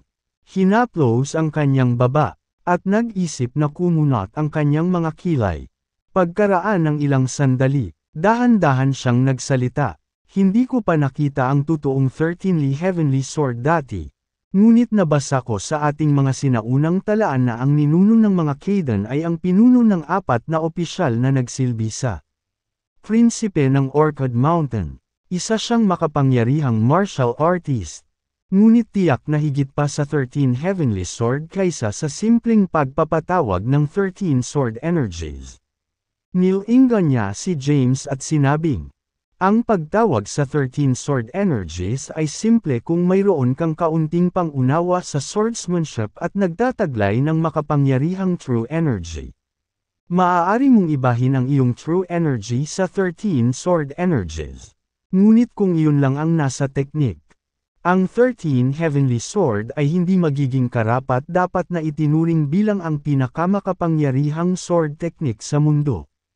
Ang mga salita ni Delaney ay nagbigay kay James ng maraming bagay na dapat magsimula alang. Ang kanyang pangangatwiran ay mabuti at wala siyang mahanap sa anumang bagay upang kontrahin ang kanyang argumento. Tanong ulit ni Delaney, Mr. Hayden, maaari mo lang ay execute ang sword energies pero hindi mo makokontrol ang mga ito ng malaya. Tama, oo, tumango si James. Kabanata 1453, medyo bago pa rin si James sa mga konsepto ng swordmanship. Bagamat madali niyang mailabas ang 13 sword energies, hindi niya makontrol ang mga ito ayon sa gusto niya. Nagpatuloy si Delaney. Alam kong hindi ka pa naging martial artist sa loob ng mahabang panahon at kamakailan lang ay natuto ka lang tungkol sa sword techniques. Ang tanging payo na maibibigay ko sa iyo ay ang pagsasanay ay nagiging perpekto. Wala akong masyadong alam tungkol sa 13 Heavenly Swords bukod sa pinakamagandang sword technique sa mundo at ang ika-14 na espada ay napakalakas. Naitala ng sinaunang aklat ng Mount Thunder Sect na ang 13 at sword sa loob ng pangalan ng teknik ay mga pangalan lamang. Ang pangunahing kakanyahan ng pamamaraan ay ang salita, makalangit. Ang salitang langit ay nilayon upang ihatid ang absolutismo at hindi maitutulad. Ito ay isang napakahusay na pamamaraan na maaaring ibalik ang anumang sitwasyon. Ibinahagi ni Delaney kay James ang impormasyong nabasa niya tungkol sa 13 Heavenly Swords. Nang marinig ito ni James ay napaisip ng malalim. Maya-maya, lumingon ulit ito sa kanya. Nabasa mo ba ang lahat ng ito sa iyong mga sinaunang aklat?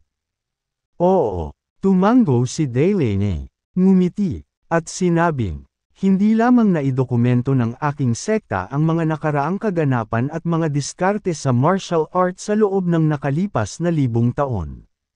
Ngunit mayroon din kaming magandang relasyon sa omniscient deity.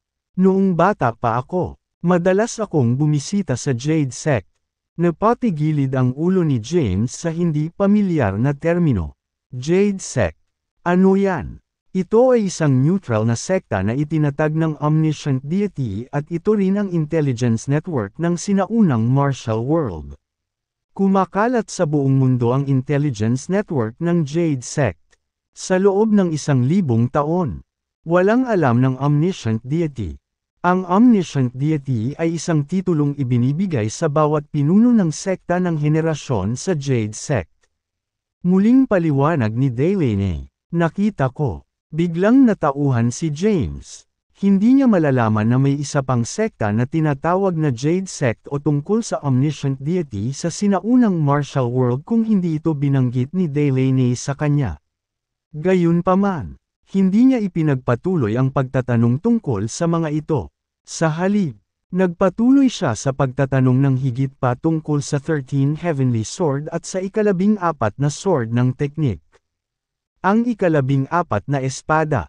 Umiling si Delaney at sinabing, wala akong masyadong alam tungkol dito. Bukod sa maikling pagbanggit, ang ating mga sinaunang aklat ay walang detalyadong talaan ng 14 na espada. Sumulyap siya kay James at ngumiti ng nakakaloko. Mas mababa ang swordsman ko kaysa sa iyo, Mr. Hayden. Ang mga bagay na sinasabi ko sa iyo ay maaaring hindi ganap na tumpak. Dapat mong ipagpatuloy ang pagsasanay gaya ng dati. Ma'am, sige, tumango si James. Hindi na siya nagtanong pa pagkatapos noon. Naka-lotus position si James sa lupa at nakapikit. Ang espada ay gumagalaw mula sa 13 heavenly swords na kumislap sa kanyang isipan. Sa isip niya, inulit at ginampanan niya ang bawat galaw. Ang imahinasyon ng tao ay walang limitasyon. At ang utak ng tao ay isang bagay na walang hanggan. Maaaring isipin ng isa ang anumang bagay. Sa sandaling iyon, nawala si James sa kanyang sarili sa kanyang pag-iisip. Hindi nagtagal, nagsimulang lumiwanag ang kanyang isip. Ang kanyang trend ng pag-iisip ay naanod mula sa pamamaraan ng espada. Hanggang sa pumapasok sa isang misteryosong estado. Sa ilalim ng ganitong estado, nagsimulang maglaro sa kanyang isipan ang mga galaw ng espada na iniisip niya ilang sandali ang nakalipas. Ang 13 heavenly swords at higit sa 1,000 galaw ng Polar Sword Art ay lumitaw mula sa kanyang mga alaala. Ang lahat ng hindi mabilang na pamamaraan na ito ay umiikot sa kanyang ulo. Nang makitang tinatangka ni James na biglang magkaroon ng revelasyon, tahimik na tumabi si Delaney at hindi siya ginambala. Samantala, isang babae ang nakatayo sa isang bangin sa tapat ng bundok. Nakasuot siya ng maluwag na itim na damit at may maskara sa kanyang kamay. Napakaganda ng kanyang walang kamali-mali na mukha. At sinumang lalaki ay mabibighani sa kanyang hitsura. Ito ay walang iba kundi si Thea. Sa sandaling umalis si James sa kabisera. Si Thea ay sumugod sa Southern Plains at nakarating sa Mount Thunder Pass bago siya. Palihim niyang pinagmamasdan siya at napansin din na sinundan siya ng anak ng pinuno ng Mount Thunder Sect sa Southern Plains. Sa pagkakataong iyon, hindi masaya o malungkot ang magandang mukha ni Thea. Nakatuon lang siya ng husto sa kabaligtaran na tuktok ng bundok. Kabanata 1454. Sa sandaling lumitaw si James sa saklaw ng Mount Thunder Pass. Agad siyang nakita ni Thea. Palihim niyang pinagmamasdan siya. Naibsan ang nag-aalalang puso ni Thea nang makita niyang may kalayuan si James kay Delaney. Isang tao ang nakatayo sa likod ni Thea. Kasing tangkad ng lalaki si Thea at nakasuot din ng malaking itim na roba. Na may suot na maskara sa mukha. Ano ang resulta? Matapos pagmasdan sandali ni Thea si James ay hinarap niya ang lalaking nasa likod niya na may kasamang tanong. Master, wala pa kaming nakikitang kaina-hinala. Sa ngayon, wala pang lumalapit sa Mount Thunder Pass. Sige. Ipagpatuloy mo ang pagsubaybay sa iyong mata. Pagkatapos magsalita ni Thea, tumalikod na siya at umalis. Nakaupo si James sa talampas ng Mount Thunder Pass sa loob ng 3 araw. Wala siyang naubos. Hindi gumalaw ng 1 pulgada sa loob ng 3 araw na iyon. Siya ay kasing tahimik, nakaupo sa open space sa tuktok ng bundok. Samantala, 3 buong araw ding nakatayo si Delaney. All for a sudden, biglang nagmulat ng mata si James. Sa isang haltak ng kanyang katawan, inilabas niya ang Blade of Justice at nagsimulang magsanay ng kanyang sword technique sa open space. Ang kanyang espada ay kumislap kasabay ng kanyang mga galaw ng katawan. Isang serye ng mga diskarte sa espada ang isinagawa. Ang kanyang katawan ay patuloy na lumilipad sa buong lugar.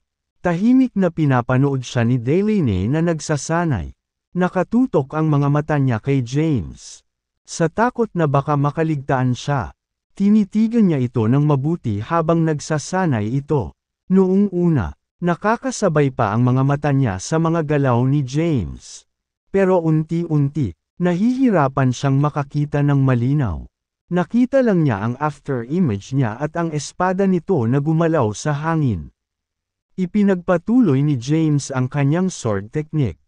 Makalipas ang ilang oras, sa wakas ay tumigil na siya. Itinakip niya ang Blade of Justice sa scabbard nito at binawi ang kanyang lakas. Nang makita siyang huminto, sumugod si Delaney at nagtanong, "Mr. Hayden, ang ginawa mo ay hindi ang 13 Heavenly Swords. Ngunit ito ay may pagkakahawig dito. Anong klaseng sword technique iyon?" Hindi pa nasaksihan ni Delaney ang 13 mga espada sa langit ngunit nakita niya si James na gumanap nito. Ang mga diskarteng ipinakita ni James ilang sandali ang nakalipas ay nagpakita ng mga bakas ng 13 langit na espada. Hindi ko rin alam. Napangiti ng awkward si James. Nakaupo lang siya ng ilang araw. At hindi mabilang na mga diskarte sa espada ang pumasok sa kanyang isipan. Ang gulong-gulong mga imahinasyon ay nagtulak sa kanya na isama ang 13 langit na mga espada sa Polar Sword Art at isagawa ito sa isang kapritsyo.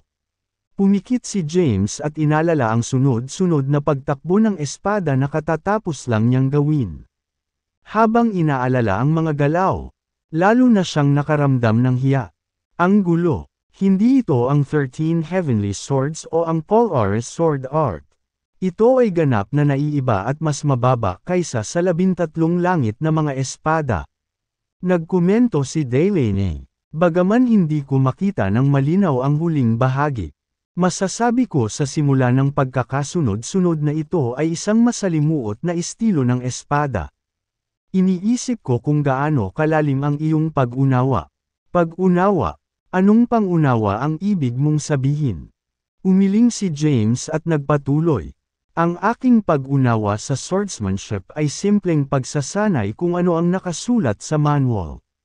Hindi mangyayari iyon. Umiling si Delaney. Sinabing, "Mr. Hayden, bilang isang eskrimador, dapat kang magsikap na bumuo ng iyong sariling pang-unawa. Ang paraan ng espada ay malawak at malalim. Ang ilang mga tao ay diskarte sa bilis. Ginagamit ang kanilang mga diskarte sa espada ng mas mabilis hanggat hindi maaaring masira ang anumang iba pang mga diskarte sa espada. Ang ilang mga tao ay nakikipagkwentuhan sa kagalingan sa maraming bagay, na pinagtagumpayan ang kanilang mga kalaban ng may lakas. Samantala, ang ilan ay nagkokonsentensya sa pagkalikido." Paliwanag ni Delaney. Kunin ang 13 makalangit na espada.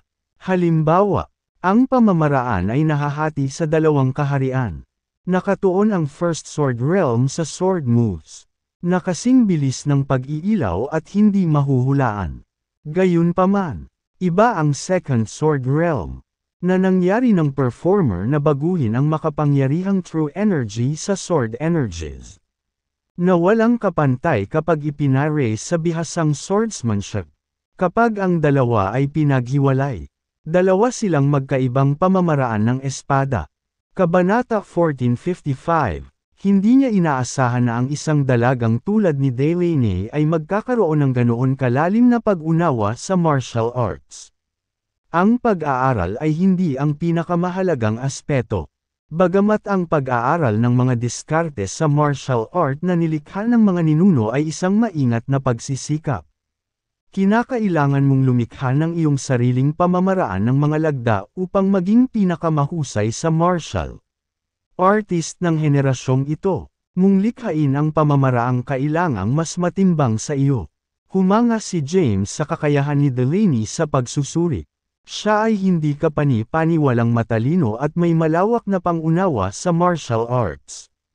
Pagkatapos ng ilang sandali ng maikling pagtataka, mapait siyang sumagot. Mas madaling sabihin kaysa gawin ang paglikha ng isa. Ngumiti si Delaney at sinabing, "Siyempre, hindi magiging madali." Mula noong sinaunang panahon, ang mga lumikha ng kanilang sariling mga diskarte sa militar ay kinikilala bilang mga ipinagmamalaki na mandirigma ng kanilang mga henerasyon. Ang mga hindi makalikha ng kanilang sarili ay itinutuon ang kanilang sarili sa isang pamamaraan at nagsasaad na makamit ang pinakamahalagang larangan ng pamamaraan. Upang lumikha ng iyong sarili, kailangan mong dumaan sa isang mahirap na proseso ng pag-aaral. Kung mas maraming diskarte ang natutunan mo, mas madali para sa iyo na maunawaan. Tumango si James at may tono ng paghanga. Totoo naman, mayroon kang napakalalim na pag-unawa sa martial arts. Sigurado ako na tiyak na magiging makapangyarihan ka ring martial artist sa darating. At ang iyong pangalan ay magiging isa sa mga mapapabilang sa kasaysayan. Ako, hindi pwede. Nagbasa lang ako ng mga libro at mayroon lang akong teoretikal na kaalaman. To be honest, hindi ako ganun katalino at hindi ako masyadong talented. Kinailangan ako ng ilang taon upang matutunan at maunawaan ang mga pangunahing kaalaman ng isang ordinaryong hanay ng mga diskarte sa espada.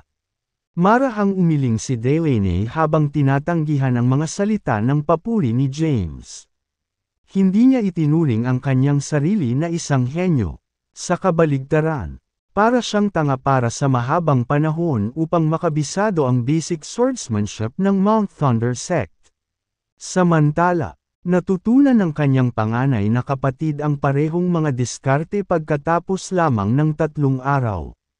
Ito ang pagkakaiba sa pagitan ng mga may likas na talento at sa mga hindi. Nang marinig ito ni James, muling nag-iisip. Nakarating din siya sa isang paghahayag nitong nakaraang araw at may plano para sa kanyang kinabukasan. Nasaksihan na ni James ang Paul Rs sword art noon. 2 salita ang nabuo ang asensya ng sword technique na iyon, totality and one. Naisip niya na ang kanyang landas ay magiging iyon ng kaisahan. Bukod pa rito, mayroon din siyang 14 na langit na espada. Bagamat hindi pa rin siya sigurado kung ano ang ika-14 na espada. Nahawakan niya sa kanyang isipan ang malabong konsepto sa likod nito. Sa sandaling naunawaan niya ang konsepto sa likod ng Paul Rs sword art. Naramdaman niya ang misteryo sa likod ng hindi maabot na ika-14 na espada ay malalahad sa kanya. Kapag dumating ang araw na iyon, anuman at lahat ng pamamaraan ng espada ay hindi magiging laban sa kanya. Matapos mailabas ang ika-14 na espada, halos hindi na siya magapi. Ito ang rurok ng swordsmanship at martial arts. Ito talaga ang hinahabol niya.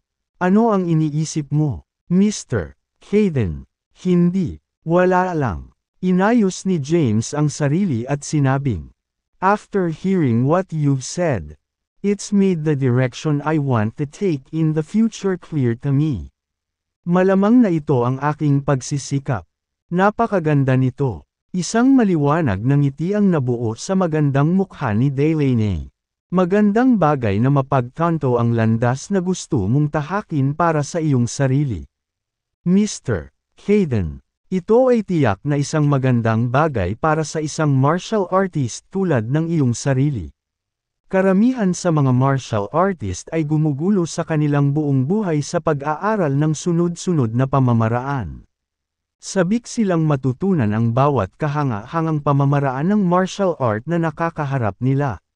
Ngunit ang lahat ng ito ay walang halaga sa huli. Ang paghahanap ng sarili mong landas at pagpupursige ng walang pag-aalinlangan hanggang sa wakas ay ang paraan na makakamit mo ang lakas na hinahanap mo.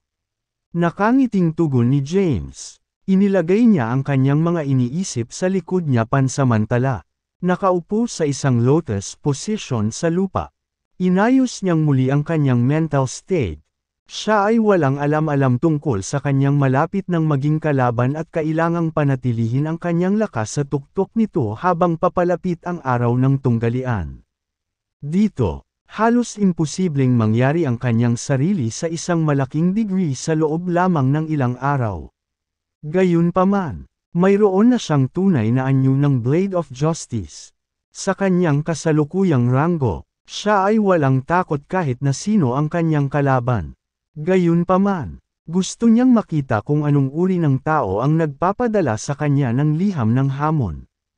Ang Jade Sect ay isang neutral na organisasyon sa sinaunang martial world.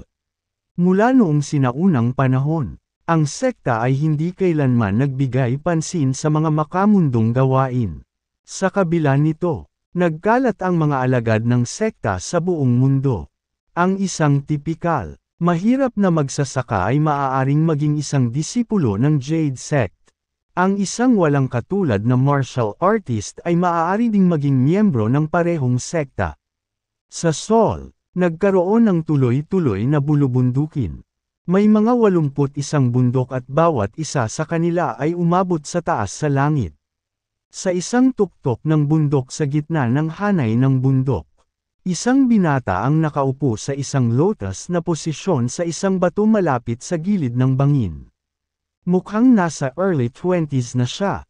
Ang gwapong lalaki ay nakasuot ng asul na damit na nagbigay sa kanya ng matikas na impresyon. Sa kabila ng kanyang kabataan na hitsura, ang kanyang buhok ay halos puti. Sa sandaling iyon, may hawak siyang maliit na piraso ng dayami sa kanyang bibig. Isang puting kalapati ang lumipad at lumitaw sa harap ng lalaki. Ikinumpas nito ang kanyang mga pakpak at pumutok sa hangin.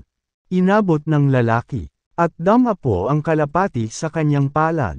Inalis niya ang isang maliit na papel na nakatali sa paa ng kalapati. Kaway ng kamay, lumipad ang kalapati. Binuksan niya ang note at binasa. Ang bagyo ay umuusad sa Mount Thunder Pass. Malapit nang mangyari ang reinkarnasyon ng mga panahon. At malapit nang dumating ang isang sakuna.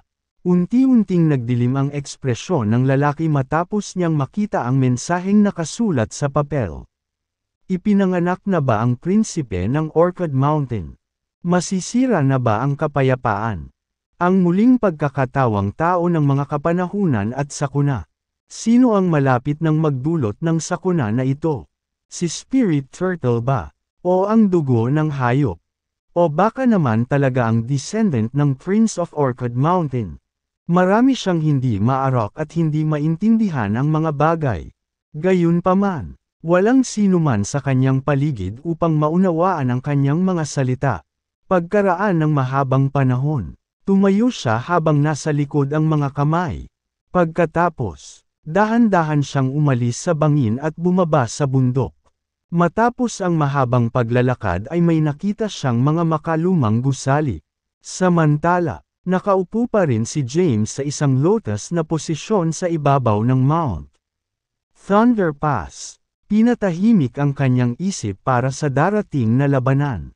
Sa paanan ng bundok, dahan-daang umakyat ang isang grupo ng mga tao. Ang grupo ay binubuo ng 8 tao. 8 babae ang nakasuot ng puti at nakatikip sa mukha ang mga belo. Bagamat natatakpan ang mga anyo ng mga babae, kitang-kita sa kanilang mga figure at maikling sulyap sa kanilang mga facial features na sila ay mga magagandang babae. Ang 8 sa kanila ay may dalang sedan na upuan sa ibabaw ng kanilang mga balikat. Ang mga babaeng ito ay may talento sa movement skills. Patuloy silang umabant sa kanilang punong may taas na 10 metro nang walang tigil. Sa ilang segundo, Umabant sila ng 10-10 metro sa loob ng ilang segundo at nawala sa bundok. Nakaupo sa sedan chair ang isang lalaki. Nakasuot ng puting roba ang lalaki at mukhang nasa mid-20s. Napakagwapo niya. May karaniwang hugis diamante ang mukha. Gayunpaman, ang kanyang kaakit-akit na mukha ay mukhang mapotla at nanghina. Mungkahi ng kanyang kahinaan. Samantala, nakaupo si Thea sa isang lotus na posisyon sa isa pang tuktok ng bundok. Isang linggo na ang nakalipas mula noong dumating siya malapit sa Mount Thunder Pass. Ayon sa panahon, ngayon ang araw na lalabanan ni James ang kanyang misteryosong challenger. Sa sandaling iyon, isang disipulo ng Celestial Sect na nakasuot ng maskara ang sumugod at lumuhod sa isang tuhod. Ibinaba niya ang kanyang ulo, at ang kanyang husky voice ay umabot sa pandinig ni Thea. Master, may mga taong nakita sa Mount Thunder Pass. Anong klaseng tao? Biglang tumayo si Thea. Hindi ako sigurado. Ito ay isang grupo ng 8 kababaihan na may dalang sedan na upuan at naglalakbay sa isang mabilis na cliff. Nabigo ang ating mga tao na pigilan sila. Sa kanilang bilis, dapat ay naabot na nila ang tuktok ngayon. Sige, na-dismiss ka, naiintindihan. Ang disipulo ng Celestial Sect ay mabilis na tumayo at umalis. Isinuot ni Thea ang maskara na kanina pa niya hawak. Pagkatapos niyang isuot ang kanyang masamang maskara, dinampot niya ang nakatabing malevolent sword. Gayunpaman, pinili niyang patuloy na manatiling mababa sa sandaling ito.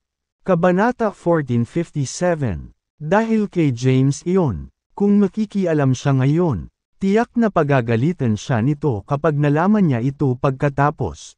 Sa ngayon, maaari lamang siyang maghintay sa anino at kumilos kapag nasa panganib si James. Hindi na siya kailangang pumasok kung matatalo ni James ang kanyang kalaban. Gayunpaman, alam niya sa kanyang puso na wala siyang dapat ipag-alala. Si James ay isang 8th-ranked Grandmaster at gumamit ng Heavenly Breath. Dagdag pa rito, taglay niya ang makapangyarihang Invincible Body CD. At kakaunti ang mga tao ang katapat niya. Ang tunay na lakas ni Thea ay mas mababa pa kaysa kay James at kailangan niyang umasa sa kapangyarihan ng dugo ng espiritong pagong para makakuha ng higit na kapangyarihan para sa kanyang sarili. Kung sakaling matalo si James, malabong matalo ni Thea ang kanyang kalaban kahit na hiniram niya ang kapangyarihan ng Spirit Turtle. Nag-iiwan lamang iyon ng opsyon na lumaban sa labanan kasama si James upang talunin ang kalaban ng magkasama. Samantala, nakaupo si James sa isang lotus na posisyon sa tuktok ng Mount Thunder Pass na parang monghe sa pagmumuni-muni. Tahimik na tumayo si Delaney sa malayo sa kanya at binantayan siya nitong mga nakaraang araw. Sinusubaybayan niya ang oras sa kanyang isipan. Ayon sa panahon, ngayon ang araw ng kanilang napagkasunduan na labanan. Gayunpaman, hindi pa lumitaw ang naghahamon. Ginoo, Hayden, mahina niyang tawag sa kanya. Nang marinig ang boses niya, dahan-daang iminulat ni James ang kanyang mga mata. Pinulot niya ang Blade of Justice na dati. Sinaksak sa lupa at tumayo. Lumingon si James kay Delaney at tinanong, "Ano ang problema?" Tumangala si Delaney sa araw at sinabing, "Ngayon ang araw ng inyong tunggalian. Tanghali na, wala pang palatandaan ang challenger mo. Baka naloko ka." Naisip niya na ang posibilidad ay malaki ang posibilidad. Ang ibang mga tao ay tiyak na mag-iiwan ng pangalan sa kanilang liham ng hamon at ipahayag ito sa mundo.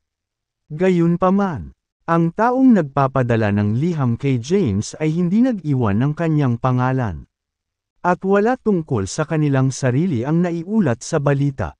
Kung si James ay hindi nagpunta mismo sa Mount Thunder Sect, kahit sila ay hindi malalaman na may naghamon kay James. Kaya, lubos niyang hinala na ito ay isang ruse o isang kalokohan. Marahil ay taktika rin iyon para makita siyang palayo sa tunay nilang pakay. Malamang na ayaw ng kalaban na kalabanin si James ngunit gusto lang siyang hikayatin palayo sa Kensington. Hindi rin sigurado si James. Iniwan niyang naka-on ang kanyang telepono nitong mga nakaraang araw. Gayunpaman, hindi pa siya nakakatanggap ng balita mula sa kabisera. Tila mas malamang na sinusubukan siyang akitin ng kaaway. Habang iniisip ito ni James, 8 babae na nakasuot ng puting damit at belo, na may dalang sedan na upuan, lumitaw sa tuktok ng bundok ilang sandali matapos sumagi sa kanyang isipan ang mga kaisipang iyon. Ang 8 babae ay mabilis na damapo sa lupa. Delaney reflexively lumayo at pumwesto sa likod ni James. Napatitig si James sa hindi inaasahang bisita na biglang sumulpot. Alam niyang ang taong nakaupo sa loob ng sedan chair ay nagpapadala sa kanya ng letter of challenge. Dahil nakarating ka na dito. Bakit ka pa nagtatago? Lumabas ka at magpakita ka. Hinigpitan ni James ang hawak sa blade of justice at tinitigan ang sedan na upuan.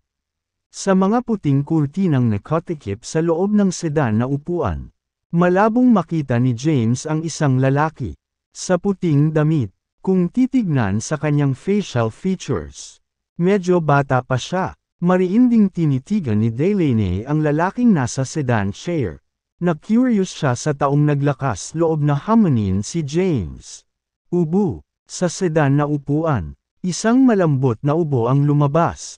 Kaagad pagkatapos, ang kurtina sa harap ng upuan ng sedan ay biglang itinaas.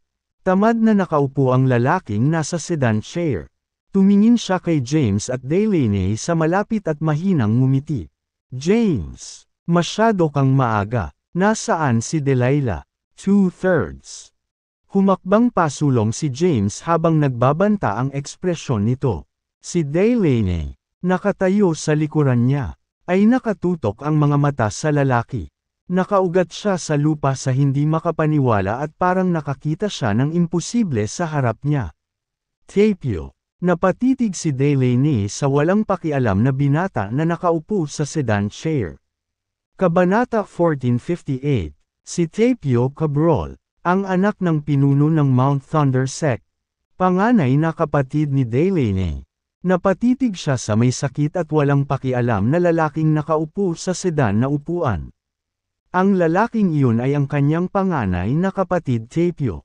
Isa siyang tunay na martial art genius. Mabilis niyang mamaster ang anumang martial art matapos itong matutunan sa ilang pointers lamang mula sa iba. Sa murang edad, kilala na ang kanyang pangalan sa sinaunang martial world. Naalala niya noong siya ay bata pa sa edad na 10 taong gulang. Bumalik si Tapio sa sekta pagkatapos umalis ng 1 taon.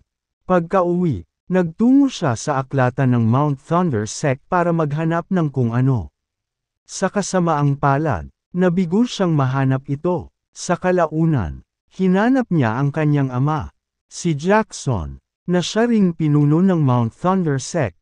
Sa huli, nagkaroon ng minitang pagtatalo ang dalawa at nagtama pa ang kanilang mga espada sa isa't isa. Galit na umalis si Tapio sa Mount Thunder sect. 10 taon na ang lumipas mula noong araw na iyon. Hindi niya alam kung ano ang eksaktong nangyari. Makalipas ang ilang taon, sa wakas ay ipinaliwanag ito sa kanya ng kanyang ama. Naruroon din ang Mount Thunder sect noong kinugkob ng martial world ang spirit. Ang nagtatag ng spirit art. 100 taon na ang nakalilipas. Noon, ang Mount Thunder sect ang pinuno ng sinaunang martial world. Pagkatapos ng labanang iyon, ang buhay ni Spirit ay nakabitin sa isang hibla. Bago siya namatay, ipinasa niya ang spirit art technique sa Mount Thunder sect.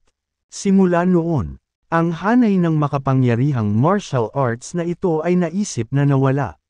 Walang nakakaalam na naipasa ito sa Mount Thunder sect. Ang Mount Thunder sect ay nag-imbak ng manual sa loob ng silid-aklatan. At tanging ang mga pinuno ng sekta ang nakakaalam ng pagkakaroon nito. Sa loob ng 100 taon, Ang mga pinuno ng sekta ng Mount Thunder Sect ay kumapit ng mahigpit sa kanilang sariling mga tuntunin at hindi kailanman nagsagawa ng sining. Nakakuha ng impormasyon ang kanyang panganay na kapatid na ang Spirit Art ay nakatago sa loob ng Mount Thunder Sect. Kaya, bumalik siya sa sekta upang hanapin ang manual at sa huli ay hinihingi ito kay Jackson. Natural na ayaw ni Jackson na matutunan ng kanyang anak ang ganoong kahabag-habag na pamamaraan. Ito ay lumabas sa Tapio na umalis sa Mount Thunder Sect. Matapos umalis, hindi na siya bumalik sa loob ng 10 taon. Hinahanap siya ng Mount Thunder Sect sa lahat ng oras na ito. Ngunit wala na siya saan man. Hindi inaasahan ni Delaney na makikita niya ang kanyang panganay na kapatid sa Mount Thunder Pass. Mula sa loob ng sedan, napansin din ni Tapio si Delaney na nakatayo sa likuran ni James. Alam na niyang sinamahan ni Delaney si James. Gayunpaman, hindi niya ito pinansin. Swoosh! Sa isang iglap, naglaho si Tapio sa sedan na upuan at lumitaw 10 metro ang layo mula kay James. Nakatayo siya habang nakatalikod ang mga kamay habang nakatingin kay James. At gumuhit ang mapaglarong ngiti sa mukha niya. Ikaw ba ang nagpadala sa akin ng letter of challenge? Tanong ni James na may time na ekspresyon. Oo, si Tapio ay mukhang walang pakialam. Na para bang ito ay isang walang kwentang bagay. Tinanong ni James, nasaan si Delilah? Kailangan nating tingnan kung may kakayahan kang makakuha ng sagot mula sa akin. Napasulyap si Tapio kay James. Itinaas ni James ang Blade of Justice at dahan-dahan itong hinubad. Unti-unting naaninag ang talam ng Blade of Justice at nagbigay ito ng nakakasilaw na liwanag sa sikat ng araw. Tapio, hindi na napigilan ni Delaney ang sarili. Naglakad siya paarap at tumingin kay Tapio sa kanyang harapan. Ikaw ang kapatid ko, Tapio. Tama ba? Napatulala si James nang marinig niyang tinawag ni Delaney ang lalaking nasa harapan niya bilang kapatid nito.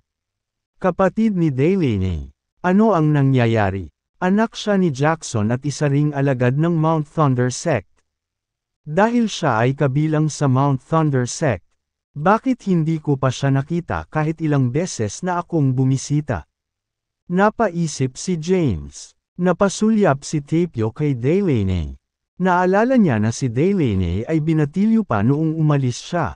10 taon na ang lumipas sa isang kisap mata. Ang batang babae noon ay naging isang magandang babae. Alam kong ikaw iyon. Tapio, lumiko ka bago pa huli ang lahat. Malabo ang mga mata ni Delaney at nagbabantang tumulo ang kanyang mga luha sa kanyang pisngi. Alam niya kung bakit umasim ang relasyon ng kanyang panganay na kapatid sa kanilang ama.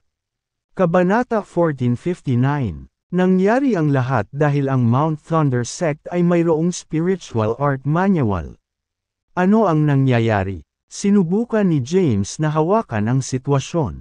Sa kasamaang palad, tila tuluyan na siyang pinaalis ni Delaney. Sa sandaling iyon, siya ay ganap na nakatutok sa Tapio. Delaney, iba pang master ang sagot namin ngayon. Wala nang balikan. Hindi ka dapat manatili dito. Umalis ka sa bundok na ito kung alam mo kung ano ang makakabuti sa iyo. Malumanay na babala ni Tapio sa kanya. Anong ibig mong sabihin magkaibang mga master? Sino ang amo mo? Tapio, isa kang disipulo ng Mount Thunder Sect. Ikaw, bilang tugon sa kanyang babala.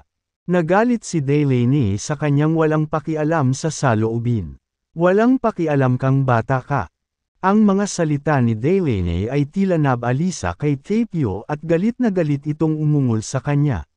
Sa isang iglap ay sumulpot siya sa harapan ni Delaney. Hinawakan siya sa leeg at itinaas sa lupa. Si Delaney ay hindi nagkaroon ng pagkakataong tumugon sa kanyang nakakabulag na bilis. Ang hakbang na ito ay nagulat kahit kay James. Sa paghusga sa bilis ng kanyang kalaban, hindi siya bababa sa isang 8th rank Grandmaster. Iyon ang tanging paliwanag sa kanyang pasabog na bilis. Hindi kaagad nakareact si James dito dahil naguguluhan pa rin siya sa sitwasyon. Hindi siya sigurado sa relasyon ni Delaney at ng Challenger dahil narinig niyang tinawag siya nito bilang kapatid niya. Hinawakan ni Tapio ang vice grip sa leeg ni Delaney. At namula agad ang mukha niya. Iniipon niya ang lahat ng kanyang lakas. Binigkas niya ang kanyang mga salita ng napakahirap. Tapio, may pagkakataon ka pang tumalikod. Ang spiritual art ay masama. May dahilan kung bakit tumanggi si tatay na ibigay ito sa iyo. Ubo. Nagsimula siyang umubo at mautal. Nadama ni James ang pag-aalala na si Delaney ay mamamatay at humakbang pasulong upang mamagitan. Ako ang pinadalhan mo ng sulat. Wala siyang kinalaman sa duel natin kaya hayaan mo na siya. Bumitaw si Tapio sa pagkakahawak kay Delaney. Bumagsak si Delaney sa lupa at natisod paatros. Mabilis siyang tinulungan ni James na tumayo habang nagtatanong. Okay ka lang ba? Umiling si Delaney na may pagniwi sa mukha. Ang kanyang mga mata ay nakikipagkwentuhan sa mukhang mahinang Tapio. Lumapit siya sa kanya at muling nagtanong. Tapio, saan ka nagpunta sa nakalipas na 10 taon? James, maghanda para sa ating tunggalian. Hindi pinansin ni Tapio si Delaney. Biglang lumabas ang mapangwasak na enerhiya mula sa kanyang katawan. Ang enerhiya ay sumugod hanggang sa kalawakan na parang isang higanteng dragon na nagpapakalat sa mga ulap sa kalangitan. Napaawang ang panga ni Delaney nang masaksihan niya ito. Kabanata 1460. Malinaw na mataas ang tingin ni Tapio sa kanyang sarili at sa kanyang kakayahan. Bilang tugon sa mga tanong ni James, hiniling niya na talunin muna siya ni James sa labanan. Sige, alam ni James na walang silbi na subukan at makakuha ng higit pa sa kanya sa sandaling ito.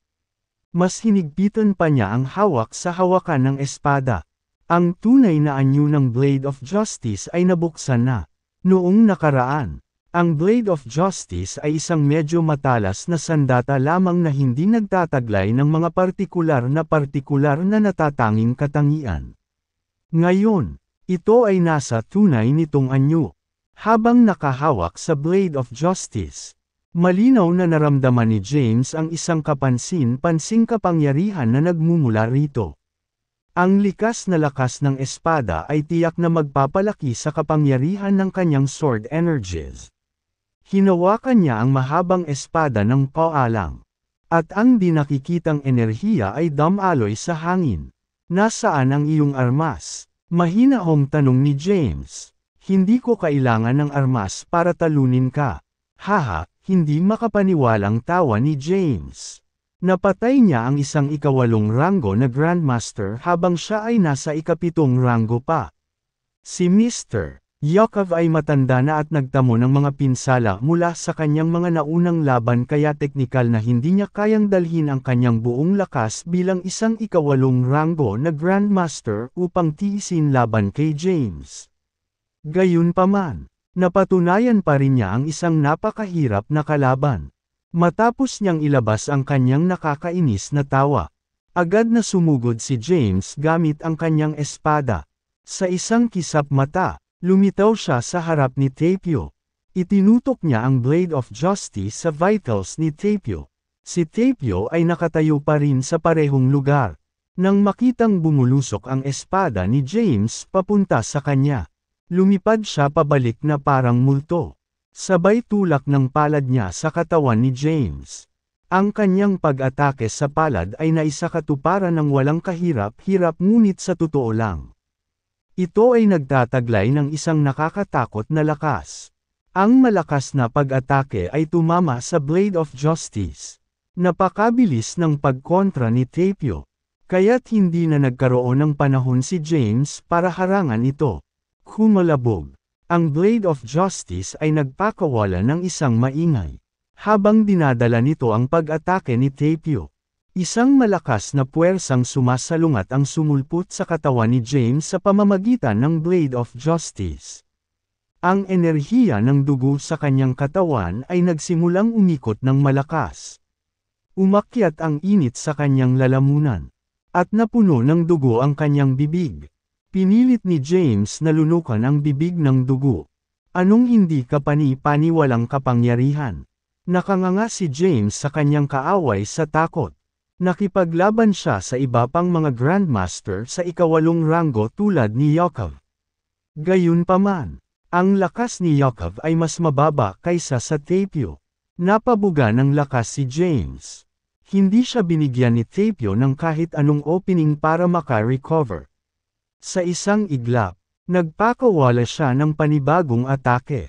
Sa isang iglap, maraming ilusyonaryong palad ang lumitaw sa paligid ni James.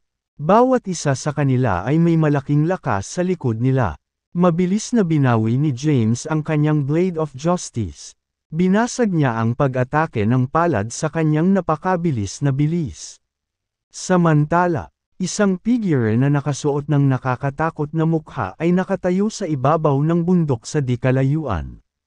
Ito ang pinuno ng Celestial Sect, si Thea. Tumayo siya mula sa malayo at pinanood ang matinding labanan na nagaganap sa tuktok ng Mount Thunder Pass. Sa kabila ng malayo sa pinangyarihan, ramdam pa rin niya ang nakakatakot na enerhiyang inilalabas sa sandaling iyon. Ang kanilang lakas ay nasa loob walang limitasyon ng isang ikawalong ranggo na Grandmaster. Isa pang 8th rank Grandmaster. Sino itong binatang humamon kay James? Naguguluhan si Thea. Nakatayo siya sa pwesto. Tahimik na pinapanood ang labanan. Samantala, nagpatuloy ang mainit na labanan sa Mount Thunder Pass. Gumamit ang Tapio ng hindi kapani-pani walang makapangyarihang pamamaraan ng palad. Ang kanyang estilo sa pakikipaglaban ay nangingibabaw at agresibo. Maging si James ay nahirapang makipagsabayan sa kanyang mga pag-atake. Ang kanyang enerhiya ng dugo ay umuuga ng husto. 13 makalangit na espada. Galit na galit si James. Ang makapangyarihang sword energies ay nakuha mula sa Blade of Justice. 1, 2, 10, 13. Sa isang iglap, 13 sword energies ang na-material bago si James. Ang 13 matingkad na sword energies ay umikot sa Blade of Justice at pinalihis ang ilusyon na pag-atake ng palad. Pagkatapos, sumugod sila sa Tapio ng buong lakas. Alam ni Tapio ang 13 Heavenly Swords dahil kinilala ito bilang pinakamahusay na sword technique sa mundo. Kaya, hindi man lang niya sinubukang harangan ang pag-atake at piniling umiwas sa halip. Sa kanyang pagmamataas, minamaliit niya ang 13 langit na espada. Ang sword energies ay nagkulong habang nilalaslas siya ng mga ito at patuloy na hinahabol siya. Boom! Nagsimula ang mga pagsabog sa paligid ng labanan. Ang nakakatakot na sword energies ay nagpapadala ng sabog ng enerhiya sa bawat lugar na napuntahan ni Tapio. Ang shockwave mula sa mga pagsabog ay nabunot pa ang isang napakalaking sinaunang puno. Ang malalaking bato ay nabasag din sa mga durog na bato at ang mga piraso ng mga labi ay ipinadala kung saan-saan. Tahimik na pinagpatuloy ni Thea ang pagtingin sa malayo.